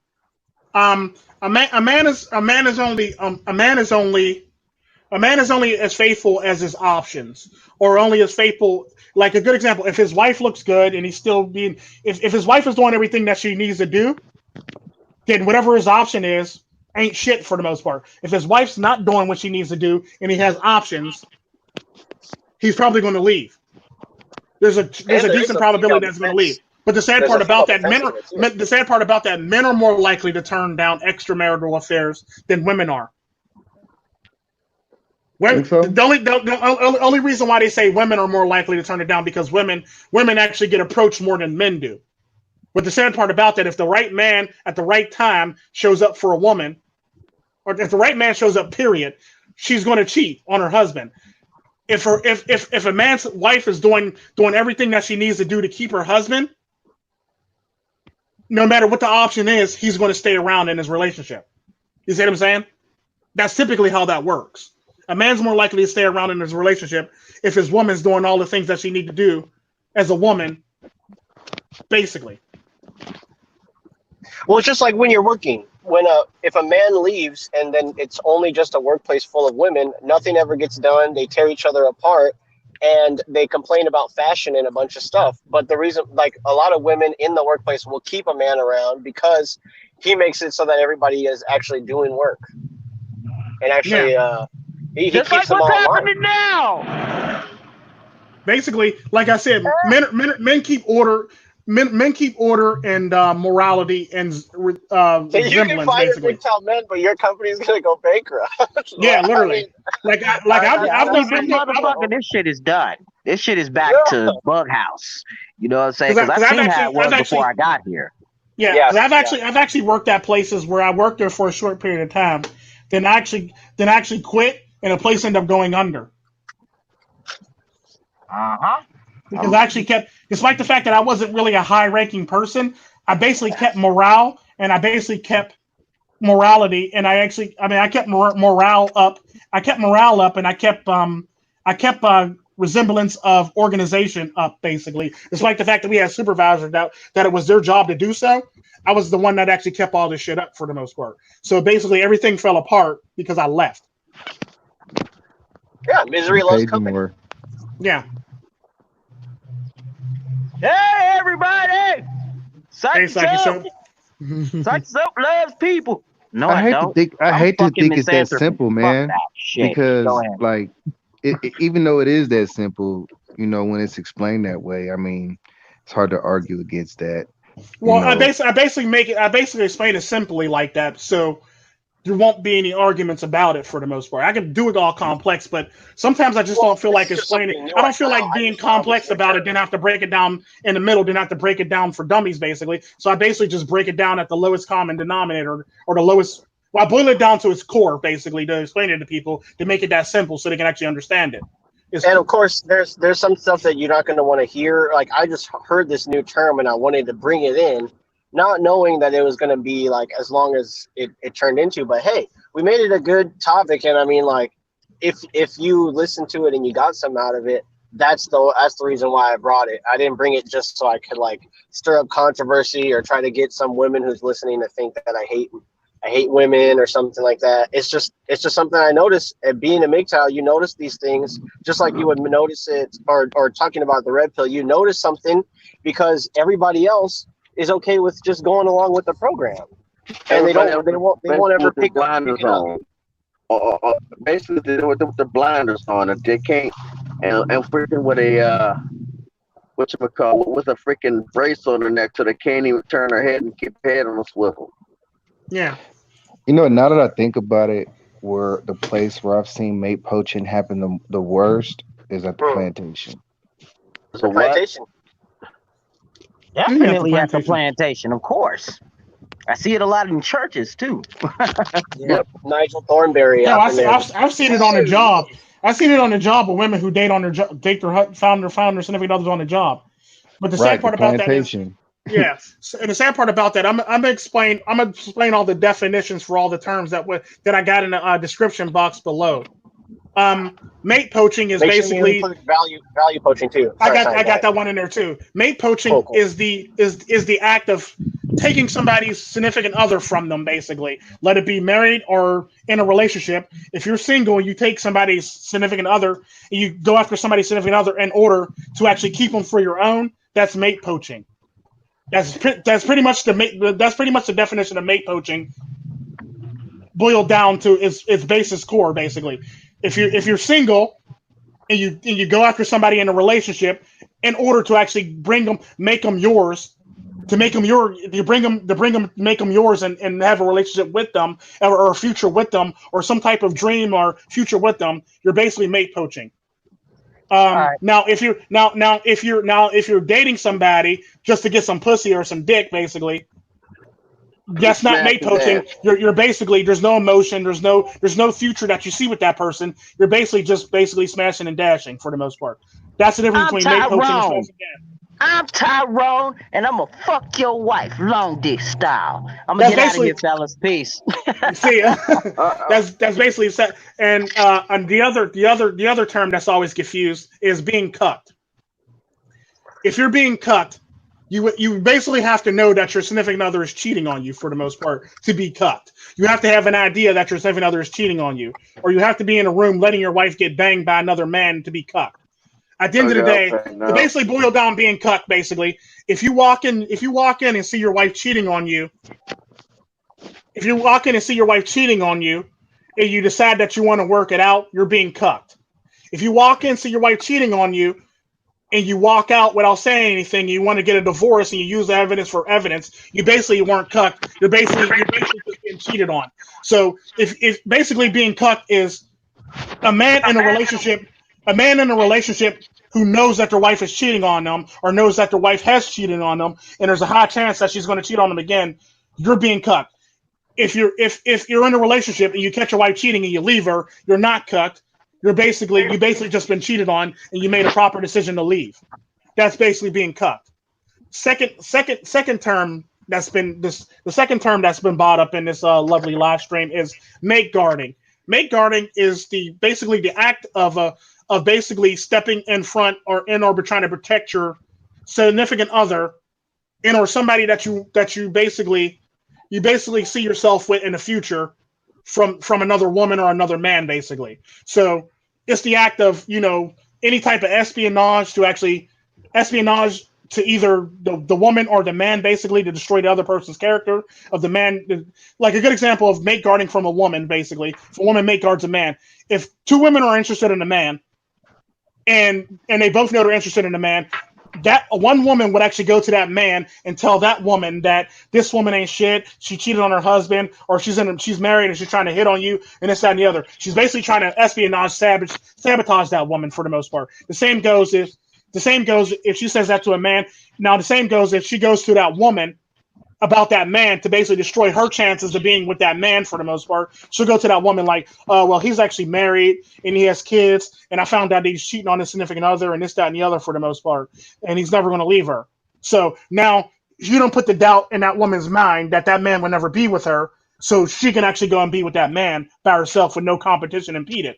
That's mate guarding. Also, mate guarding is if you're in a relationship and another woman walks up to you as a man, and your significant other jumps up and starts getting all defensive and starts actually, trying to go off and argue with that woman for the most part. That's mate guarding. Value poaching is basically anybody that's if you're of a value to a woman, and another woman is basically trying to come in and talk to you to basically take you away. A good example of this is if you're in a friend zone. If you're in a friend zone, value poaching would be if you're the man that fixes a woman's stuff. If a woman comes in to basically try to take away that woman's with that value that you have from another woman, that woman would naturally basically value poach basically. I'm sorry. Let me rephrase that. That's value guarding. I'm sorry. So if you're in a friend zone and you're friends with a woman and she's not going to tell you that's all you're going to be to her, and basically the only reason why she keeps you around because you fix shit. If another woman comes and tries to do anything that messes up her gains or her benefits, she's willing to sabotage that or break up or guard you from that woman or try to defame that woman to basically make you not want to go hang with that woman for the most part because she's guarding the value that you bring to her. That's guarding your value. That's pretty much value guarding. I don't think it's mutually exclusive from mate poaching, but it's more like if you're on that's value guarding basically. Now a value poaching is a term that I actually use too. Value poaching is the act of basically if a man's of value to a woman and you go and take her, you go and take that man from that woman basically so he could be of value to you, or you basically take up all that man's time from that other woman so he could be more value to you than he could be to that woman. You're basically value poaching now. It'd be no different. She don't deserve him. It'd be no different than a headhunter, basically. It'd be equivalent to a headhunter if you work at a place. It's basically what MGTOW the Win was saying about trucking companies. Trucking companies are literally headhunting other truckers, basically, because they're looking towards long term after this COVID-19 thing is over with, basically. So they're poaching truckers to come on board for the most part. So that's basically value poaching in a nutshell. You basically have value to somebody, so they're going to come poach you for those values that you bring to that company for their company. Right, and it's basically what it is. There's been times where I've been approached by other truckers because I have experience because just for so they asked how many years of experience because I have a little 2 year like almost 2 years experience. I expect to get approached, but for me it's like I don't have the cleanest DAC report. You know, I'm not. If I do go somewhere, it's not going to be somewhere where I'm driving an auto shifter. So if I was just going to be an auto shifter, I will stay where I'm at. You know, and it's like, and on top of that, a lot of companies don't have a pet policy. So it's like right now I'm at the prime location. Like if the trucking company, if it were my date, I would believe I believe my options on dating are limited because right now I am comfortable where I'm at. I am content where I'm at. I'm happy where I'm at. You know, I'm happy. Like it's like, but there's going to come a time. But trucking is not as vicious as mate poaching or value poaching. I don't have to worry about being slandered, you know, or stuff like that. Who the hell's drinking? I don't have to worry about being slandered as if I were to be actually dating a woman, you know. Yeah. I don't have to worry about my relationship or my job being under fire. Yeah. If I don't cooperate with this person. Yeah. Or dating, guarding, and poaching are like three completely different things. And I think that a lot of women think that there's like, oh yeah, I can date whoever I want. It's more like they're saying I can poach whoever I want, and then once that person's in my clutches, I can guard them from anybody else. And dating seems much more relaxed than to me than those other two options, which I think predominate in this society. Like everybody's either being guarded by a woman, or being poached by a woman, or being poached by a woman. Yeah, but there's a lot of people that are looking at this. I'm looking at dating poaching and dating poaching and guarding from the outside, and I really, from a single man's perspective, at my stage in my life, I think I look from the outside looking in as like, and people actually want to go through this. You're borging, bro. It's not. They make it sound like you are borging, but the sad part about that, it's not the fact that people want to go through this. It's the fact that it's going to happen to you at one point or another in your relationship. The sad part about that, the neat thing about poaching, mate poaching, is the sad part about that is if that woman was thinking about leaving you, if a woman comes and poaches you from her, she's going to have second thoughts about leaving you. Because now she just realized that you can actually be taken and people are actually interested in you, because women run on a premise that everybody wants them, but nobody wants their man. You see what I'm saying? Right. Yeah, I got him on lock. So I got him on lock, basically. So whenever a woman actually comes up to you, that sends her antennas up, basically. That literally sends her antennas up. So that basically means, so she had thoughts about leaving you, and she thought she was valuable, and you weren't. The minute a woman comes and approaches you and tries to talk to you, a jealous woman's going to go on defense, basically.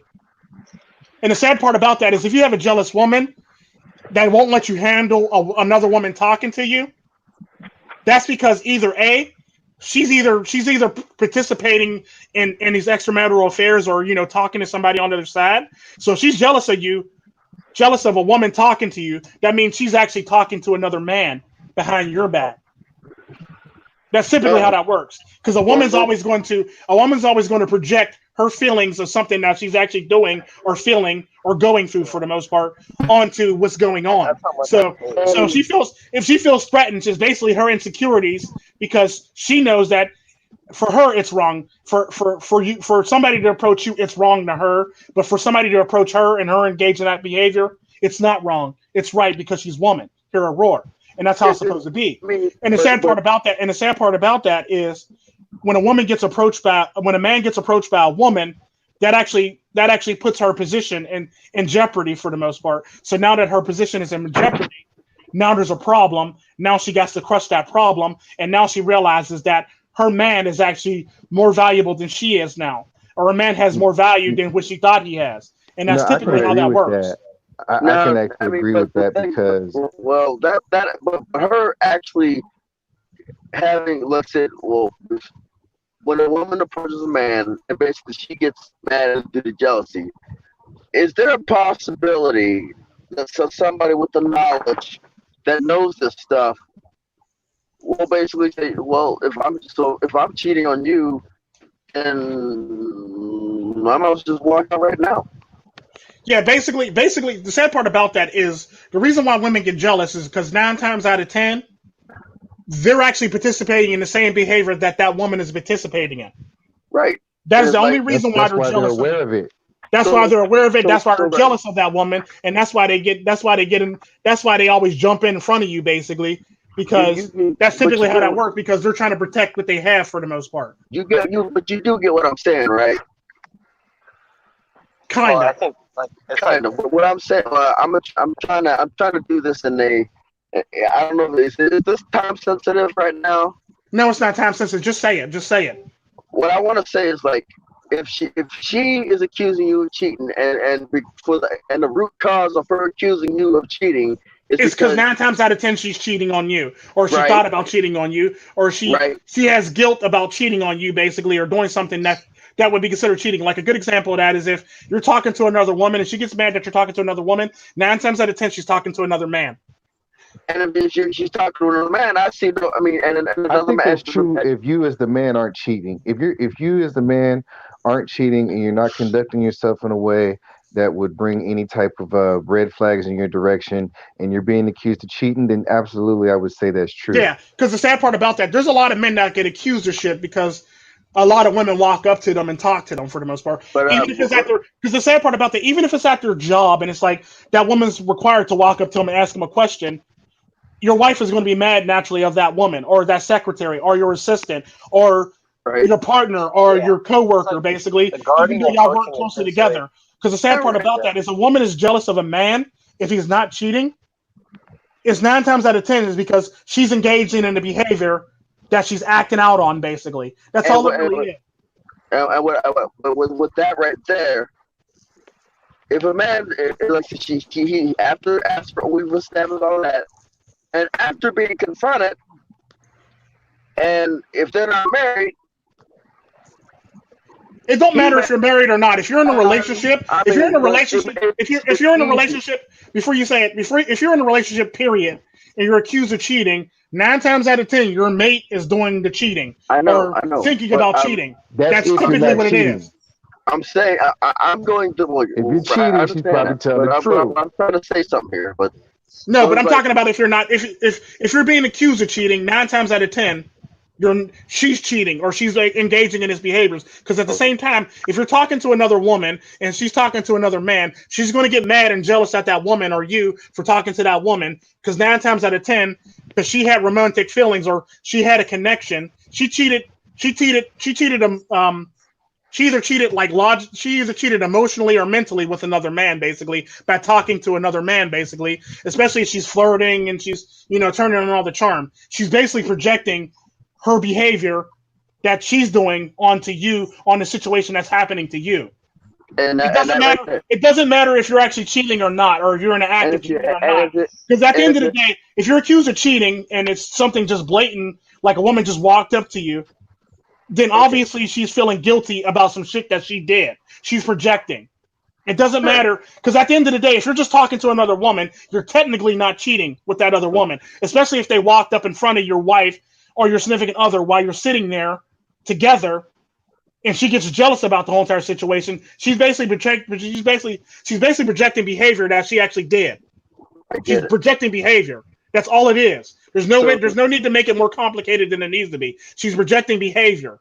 It's not if you're cheating or not, basically. If you're both sitting there and a woman walks up to you and obviously you weren't cheating. You're all out in public. You're not kissing up on a woman, but she just walks up to you and she talks to you. She's basically projecting her behavior that she engaged in prior to this shit that actually just happened in front of her. That's all it is. I don't know. So if the man walks out, it just basically deletes the whole problem. If the person did not have any other stipulations. Well, no, because now you're making it more complicated than it need to be. If you're let's just say, I'm gonna make this much easier to you. MGTOW in the win. We'll just say you're not MGTOW in the win. You're at a bar with your significant other. You're both sitting there. You're happy. You're drinking. You're having a ball. It's your anniversary. You've been together for like 2 years. You've been married for 2 years. We'll just say it's hypothetically. You're not, but we're going to say hypothetically. Okay, you're with Mrs. Wynn. And you and Mrs. Wynn are at the bar. You've been married for 2 years. Y'all having y'all 2-year anniversary. Y'all having fun. This, that, and the other. This, that, and the other. Cool. A woman walks up to you out of nowhere and talks to you. Now, Mrs. Wynn is upset with you because that woman is talking to you, despite the fact that there's nothing going on. You're not touching that woman, but the woman is touching you, but you're not touching that woman, and she's like petting you and talking to you and rubbing your shoulder and shit like that. Mrs. Wynn is mad about that shit. She accuses you of cheating, or she says it's cheating, basically. Now 9 times out of 10, Mrs. Wynn is projecting some behavior that she did with the milkman, the paper man, the fucking her co-worker, the fucking mailman, the fucking UPS man, the fucking FedEx man, a co-worker or supervisor. Basically, it could be any man that walked into her life who she's flirting with. Her personal trainer, her fucking the gym guy, the guy at the gym. Basically, she's projecting something that she actually did herself onto that situation. Basically, that's all it is. And that's when if that's the case, then that's when you begin to find proof. Yeah, that's basically when a lot of men stop paying attention because they refer to that as nagging. And this is what I talk about. This is what I talk about. Women probably nag so they can actually get you off their scent. Basically, women nag so they can get you off their scent because they know that men stop listening when they sound like they're nagging. So the sad part about that, when a woman accuses you of cheating, that's technically nagging, and it gets you off their scent by you saying, well, she's just nagging. I'm not going to pay attention to her. And you tune her out, basically. The sad part about that, while you're tuning her out, you're missing all the key details that she's actually probably participating in a situation. Right, and it's like, and as you know, I've learned how to what's the word? I'm trying to remember the term I used to where my brain's active work and I'm gathering information, but I'm looking void. Yeah, MGTOW. I mean, MGTOW, America's the milkman. I brought up the milkman because that was a popular term back in the day. So fellas, what's the distinction between excuse me. I'm trying to remember the term that I used to describe literally looking blank while actually gathering it, like gathering information, while separating my emotions from the conversation. Yeah. You were catatonic, or you were what's the other term? I forget the term. It's on the tip of my tongue. I'll have to think about it and come back to that. Stoicism, or no, it's not stoicism. It's basically, just looking dumbfounded while receiving information, basically. Oh yeah, kind of like acting like, what is the term for that? I forget it. I forget the term of it. I'll think about it and come back to it. Go, Dusty. Reappeal Dusty. What is the difference between a woman mate guarding when she is actively guilty of what she's accusing somebody of, or when she's just aware of these type of behaviors that happen and she's just being diligent? What's the difference? The fundamental difference is, now there can be mate guarding because a woman knows another woman's motives. Yes, there can be that. But if a woman gets like a good example, the difference between mate guarding and she's cheating, or she engaged in the act, and mate guarding and she basically knows female nature is how it's worded and how she portrays herself. If she accuses you of cheating, bewilderment. That's what it is, bewilderment. Thank you, a free agent Pepe. It's bewilderment, MGTOW to win. But if she accuses you of cheating, then she's mate guarding and she's actually projecting. Now, if she mate guards and she jumps in that woman's face and don't even address you, and she just jumps in that woman's face, that's just plain mate guarding, and she's protecting her. She's protecting her investment, basically. That's all it is. That's the difference between it. If she jumps on you, and both the people, now she's actually engaged. If she jumps on both of you, basically, or just you, or both of you, she's engaged in a behavior before, and 9 times out of 10, she's probably participating in a behavior that she sees in front of her. If she jumps on the woman who approached her man and did this shit, now she's just playing mate guarding and protecting her investment. That's basically what it is. Yeah. That's the fundamental difference. Yep. Yeah, I mean, out of all the two, I think mate guarding would be a lot easier for me to handle, but I could handle the the projecting, because I'm good at separating my emotions from my brain.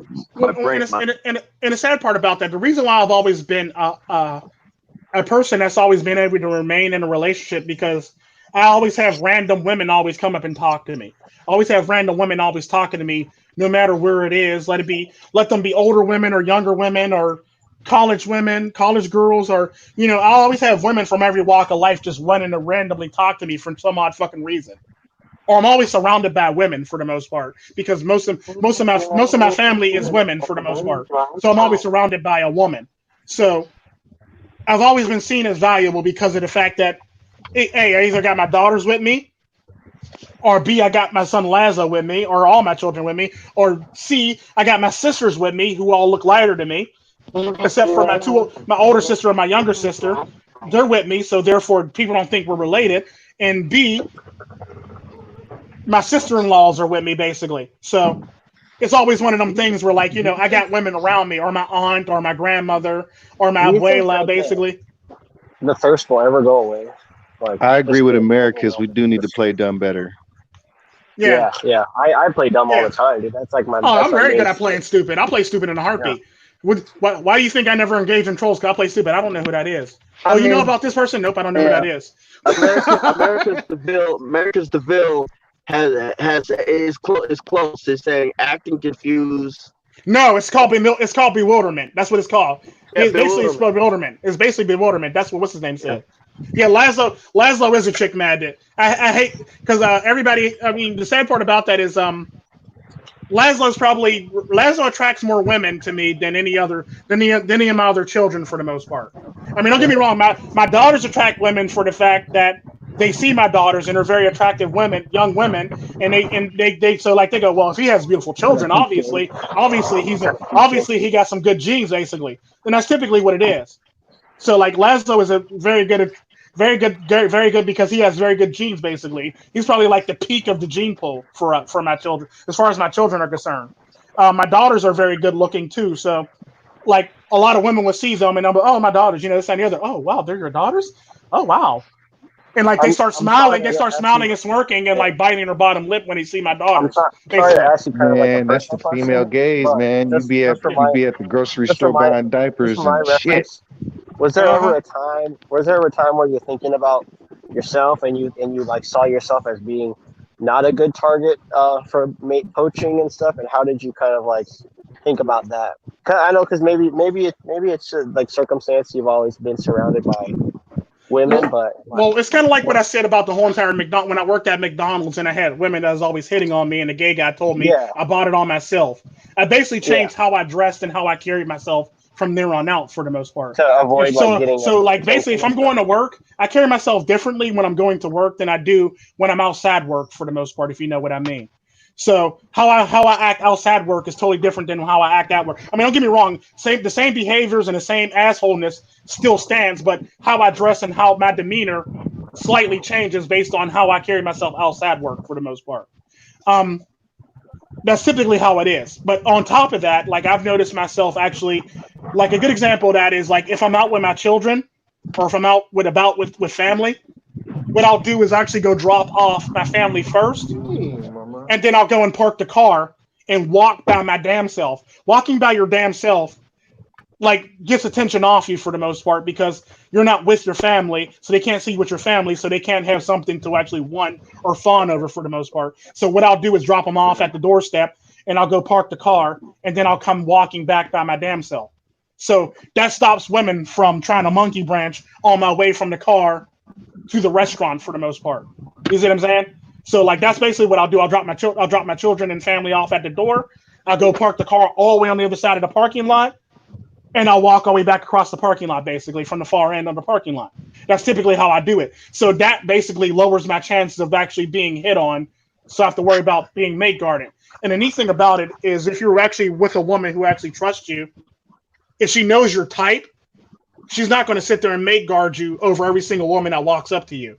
Like I literally have a type. So only type that actually would beat her. She knows that type that'll actually beat her. So only time an Indian woman started. Well, like that's an Indian. Like if an Indian woman walks up to me, if an Indian woman walks up to me, then all of a sudden her antennas are going to go up. Now, that's typically how that works. How'd you get a woman to understand your type and stuff like that? Because the sad part about that is if she doesn't. Because the sad part, they see it. They'll see it, and they see it, and they know your type, basically. Right. But the sad part about that is, if you're dealing with an insecure woman, that's where shit actually goes. That's where shit goes to hell. Because if you're dealing with an insecure woman, your type doesn't really matter. She's just insecure, and she always thinks that shit is going on for the most part. Like it doesn't matter how beautiful she is. That's almost easier to deal with, though, because if a woman does know your type, that's kind of a little bit more of an intense mate guarding that they do. Like I like dark skin with pretty teeth. She see like dark skin with pretty teeth. It's like the mate guarding just, you know what I'm saying? It pops up, yeah. Like a good example of that is if that white woman that walked up to me at the bar was an Indian woman, there'd probably be a fair fight. Let's just put it that way. There would be a fair fight. There would be a fair fight. There would legit be a fair fight if it was an Indian woman walking up to me. But the jealous type is different. Like if you're just jealous of everybody, that would kind of be when it comes down to it, that jealousy stems from insecurity. So if she's insecure, she's gonna react no matter what to anybody approaching you. Hell, it could be your fucking mom. You could be over your fucking mom's house with your sister and your mom. She'll call you and accuse you of cheating while you're at your sister and mom's. That's basically insecurity for the most part. That's an extreme version of insecurity, but that's insecurity for the most part. That is insecurity in a nutshell. The trap is like a lot of guys would get called jealous when it's just like, I'm not jealous. We're just not dating anymore. Like I'm not jealous. But because like this is where you'll hear this type of shit is like this is how women actually get away with a lot of this shit because they'll say my significant other still wants to be with me. Meanwhile, that nigga done moved on and shit. He got a whole new life and shit. He ain't even thinking about you. He ain't even texting you. Yeah. So they basically say that so they can actually make themselves sound more valuable than what they really are. They'll say shit like my significant other still trying to holler at me, or my ex is still trying to holler at me. Or I got a problematic baby daddy, or I got a problematic ex, basically. They're basically trying to make yourself sound more valuable than what they really are. Right. And that's typically what it is. Like female peacocking. But with more rational men, when you mention with more rational men who actually have some sort of business, they will see you have a problem with your ex-baby daddy as a liability. Yeah, most smart men would see that as a liability instead of actual reason to actually pursue you, basically. Because the sad part about the only reason why you pursue a woman like that is if you're just trying to smash and get the fuck up out of her, basically. If you're trying to make her a side piece, or if you're trying to make her like put her on your rotation as one of the many places you're trying to spend. That's all it really is for the most. Which, by the way, is a mate guarding or is a mate coaching. It is a mate coaching if you're just trying to smash it and just move on, basically. If you're single, you're single. It's not mate poaching. I feel like this is one of those. They do. The sad part about that is a good woman will emotionally map her man for the most part. An insecure woman will improperly map her man, and she would be jealous of everything. That's typically how that works. The sad part about that is like a good example is a good example is I'm probably sure a lot of your mothers weren't jealous of a lot of the women that approached your dad for the most part growing up. If you ever notice, if you grew up in a 2-parent household, if you grew up with a man in a household, if you grew up with that, you notice that your mother was never jealous of any woman that approached her husband for the most part, because she knew her husband and she knew what he had and she knew how to basically hold her husband down. The problem with women today in this day and age is women don't know how to hold men down anymore. They basically send them out there hungry, with their balls full, hungry, and thirsty for the most part, and emotionally half full, basically. And this is the reason why men roll off on women, basically, because their balls are full, they're still hungry, and they're not fed, and basically that's what it is, basically. So if what's the famous quote on YouTube or Facebook or something like that? Never leave your man's balls full. Keep your man full, his balls empty, and whatever. What was the other one? Basically, that whole entire meme that they got out. Basically, never let your man leave the house. With his balls full and an empty stomach. Yeah, with balls full and an empty stomach, basically. And I say, and this is where a lot of women fuck up, basically. And this is what I say on YouTube a lot. The way to your wallet is through your balls and through your stomach. True story. And like after that, everything else is just a bonus. Everything else is just a wrap. Basically, what it is like I explain the importance of being able to cook. The importance of, Mr. Meat does bring that, but for me, to be able to cook in my truck is one of the is very important to me, and it keeps it makes it a challenge, especially when I come home and there's this time where I'm waiting for my ride. If I've cooked the previous exit, the previous rest stop before, and I have food left over in the fridge, as soon as I get home for any home time, I can start eating that food, and I have to wait and have already eliminated one of the possibilities. And if I get a little bit, I can eliminate the other possibility. Yeah. But I basically lessen the possibility that anybody could come along and snag me. True story.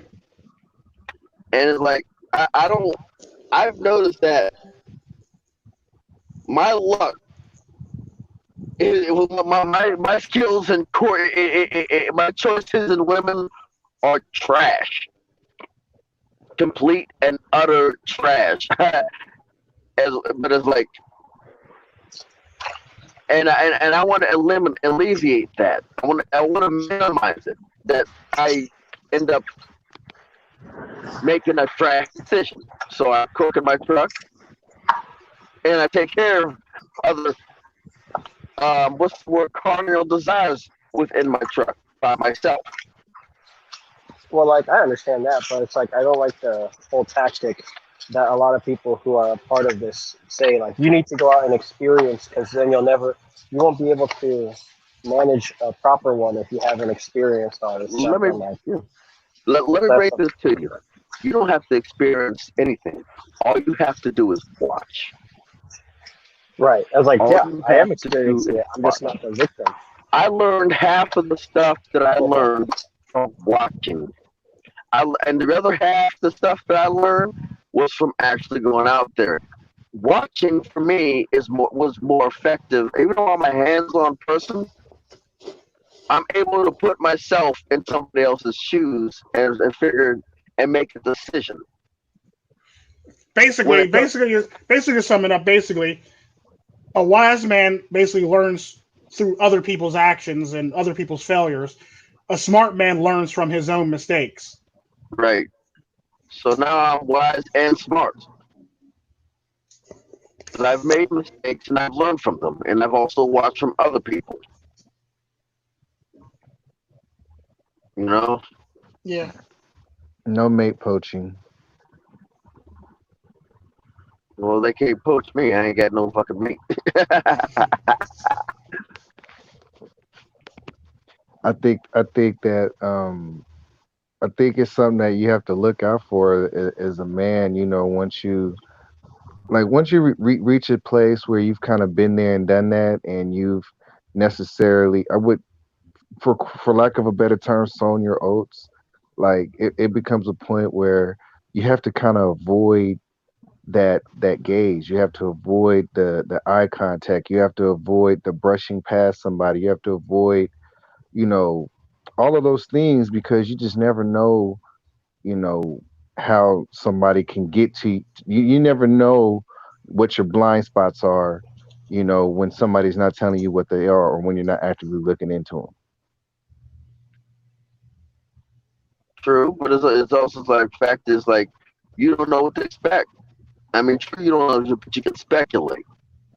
Yeah, that's all you can do is speculate for the most part. I mean, you can speculate. Like there's a saying that even a blind squirrel will find a nut. You know, every once in a while. And I try to be like the blind. If I gotta be like the blind squirrel, I'll try to be my best like the blind squirrel. I mean, if it turns out that I find a nut, I find a nut. True story. You know, I'd rather be the blind squirrel that found the nut than a squirrel that could see that got hit by the bus. You know. I think the responsibility has to always be on oneself to, you know, basically keep your head on the swivel and watch your surroundings, because, you know, just because somebody is attempting to poach you doesn't mean they necessarily, you know, have your best interest in mind. You know, people can act. Well, the sad part about that, anytime somebody's willing to actually steal somebody from another person, they usually don't have their best. They don't have anybody's best interest. They only have their best interest in mind, and they're being very selfish. That's typically how that works. They're just being selfish. That's all it is them being selfish. So, if anybody's trying to poach somebody, they're basically just being selfish. Which ultimately, for the person that's being poached, that isn't in your best interest long term. Well, no, because at the end of the day, you basically, what happens with that is, if you're actually willing to be poached, you're basically dealing with a selfish person. Yeah, so that's like the consequences. That behavior right there should let you know that's a red flag for any relationship. If that person is going to actually go out of their way to benefit themselves, how the hell do you think they're going to act in a relationship for the most part? They're going to be very selfish in that fucking relationship for the most part. That's typically how that works. So the thing about it is, if a woman's willing to actually go out of her way to benefit herself, that's basically her letting you know. That's basically her letting you know that she's a selfish human being for the most part. Yeah, it'd be no different than all these. It's basically like an early onset of Bradzilla for the most part, but more subtle. It'd be like watching the Bradzilla shows, basically, but it'd be a more subtle version of it for the most part. So that's basically what you're going to have to deal with in a relationship for the most part. Her selfishness. Everything's going to be about her needs and everything that she wants. The fact that she's willing to go out and destroy another relationship for her own benefit is only going to benefit her. It's not going to benefit you in the least bit at all. And those are also the worst type of mate guards. Like, those are the ones that mate guard to the highest extent, in my opinion. Yeah, because she knows. Because the sad part about that, even though a woman gets a man, she basically knows that another man wants her man for the most part.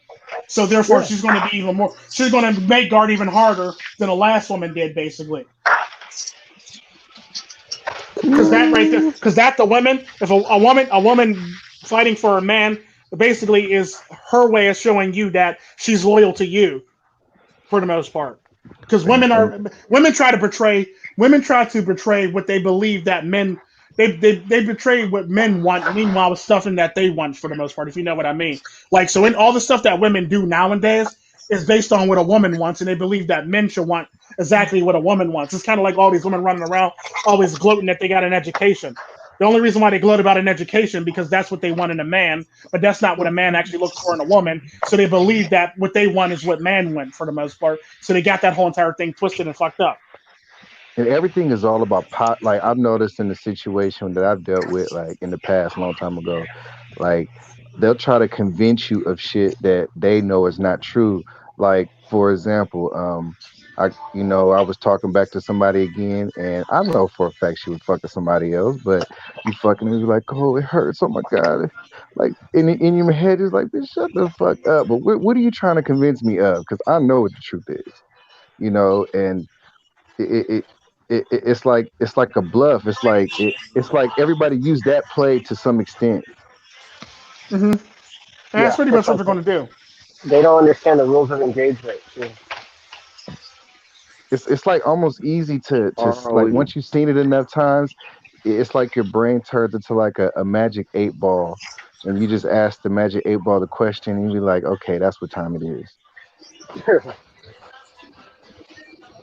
It's like really simple. Like, once you've seen it enough times, and you'll see it even if you don't experience it, if you're in a profession or if you're in a setting where you see a lot of different dynamics, a lot of different people, you're going to see it. You're going to see it at church. You're going to see it at work.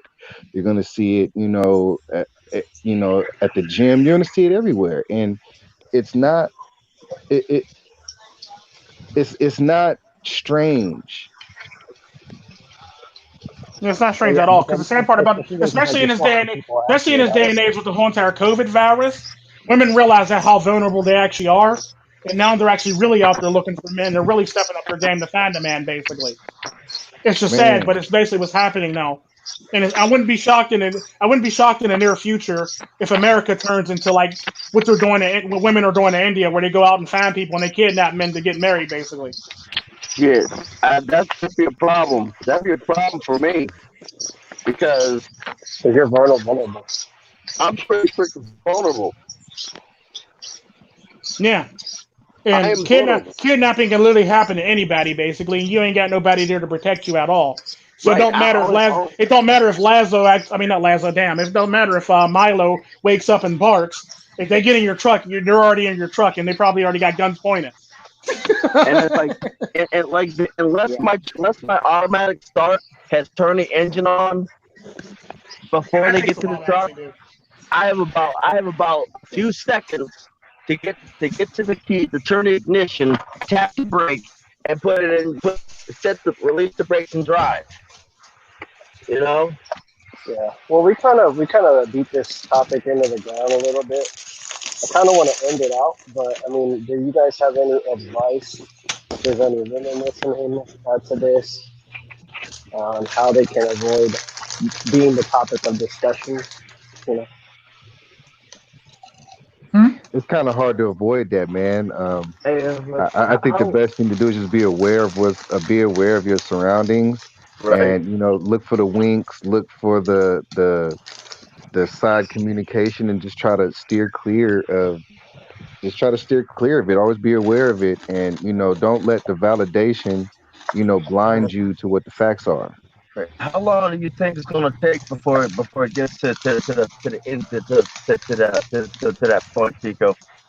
That point that he was talking about earlier. So we're just kidnapping random people. Probably I would say in the next 10 to 20 years. Okay, I'll be fine. I'll be older. I'll be old fart. Trust me, it don't matter. Women want to get married no matter what. No matter if you're older or not. Now, the difference between there's an old person mindset and then there's a young person mindset. An old person mindset is more along the lines that I've lived my life. I don't care what happens to me. The sad part about that, Wen, is what you're missing is younger women marry older men. In the story. So it don't matter how old you are. If you're already established, a woman's going to want to come in and like be a part of that establishment, basically. And fuck it up. Yeah. Mm-hmm. And or benefit from it.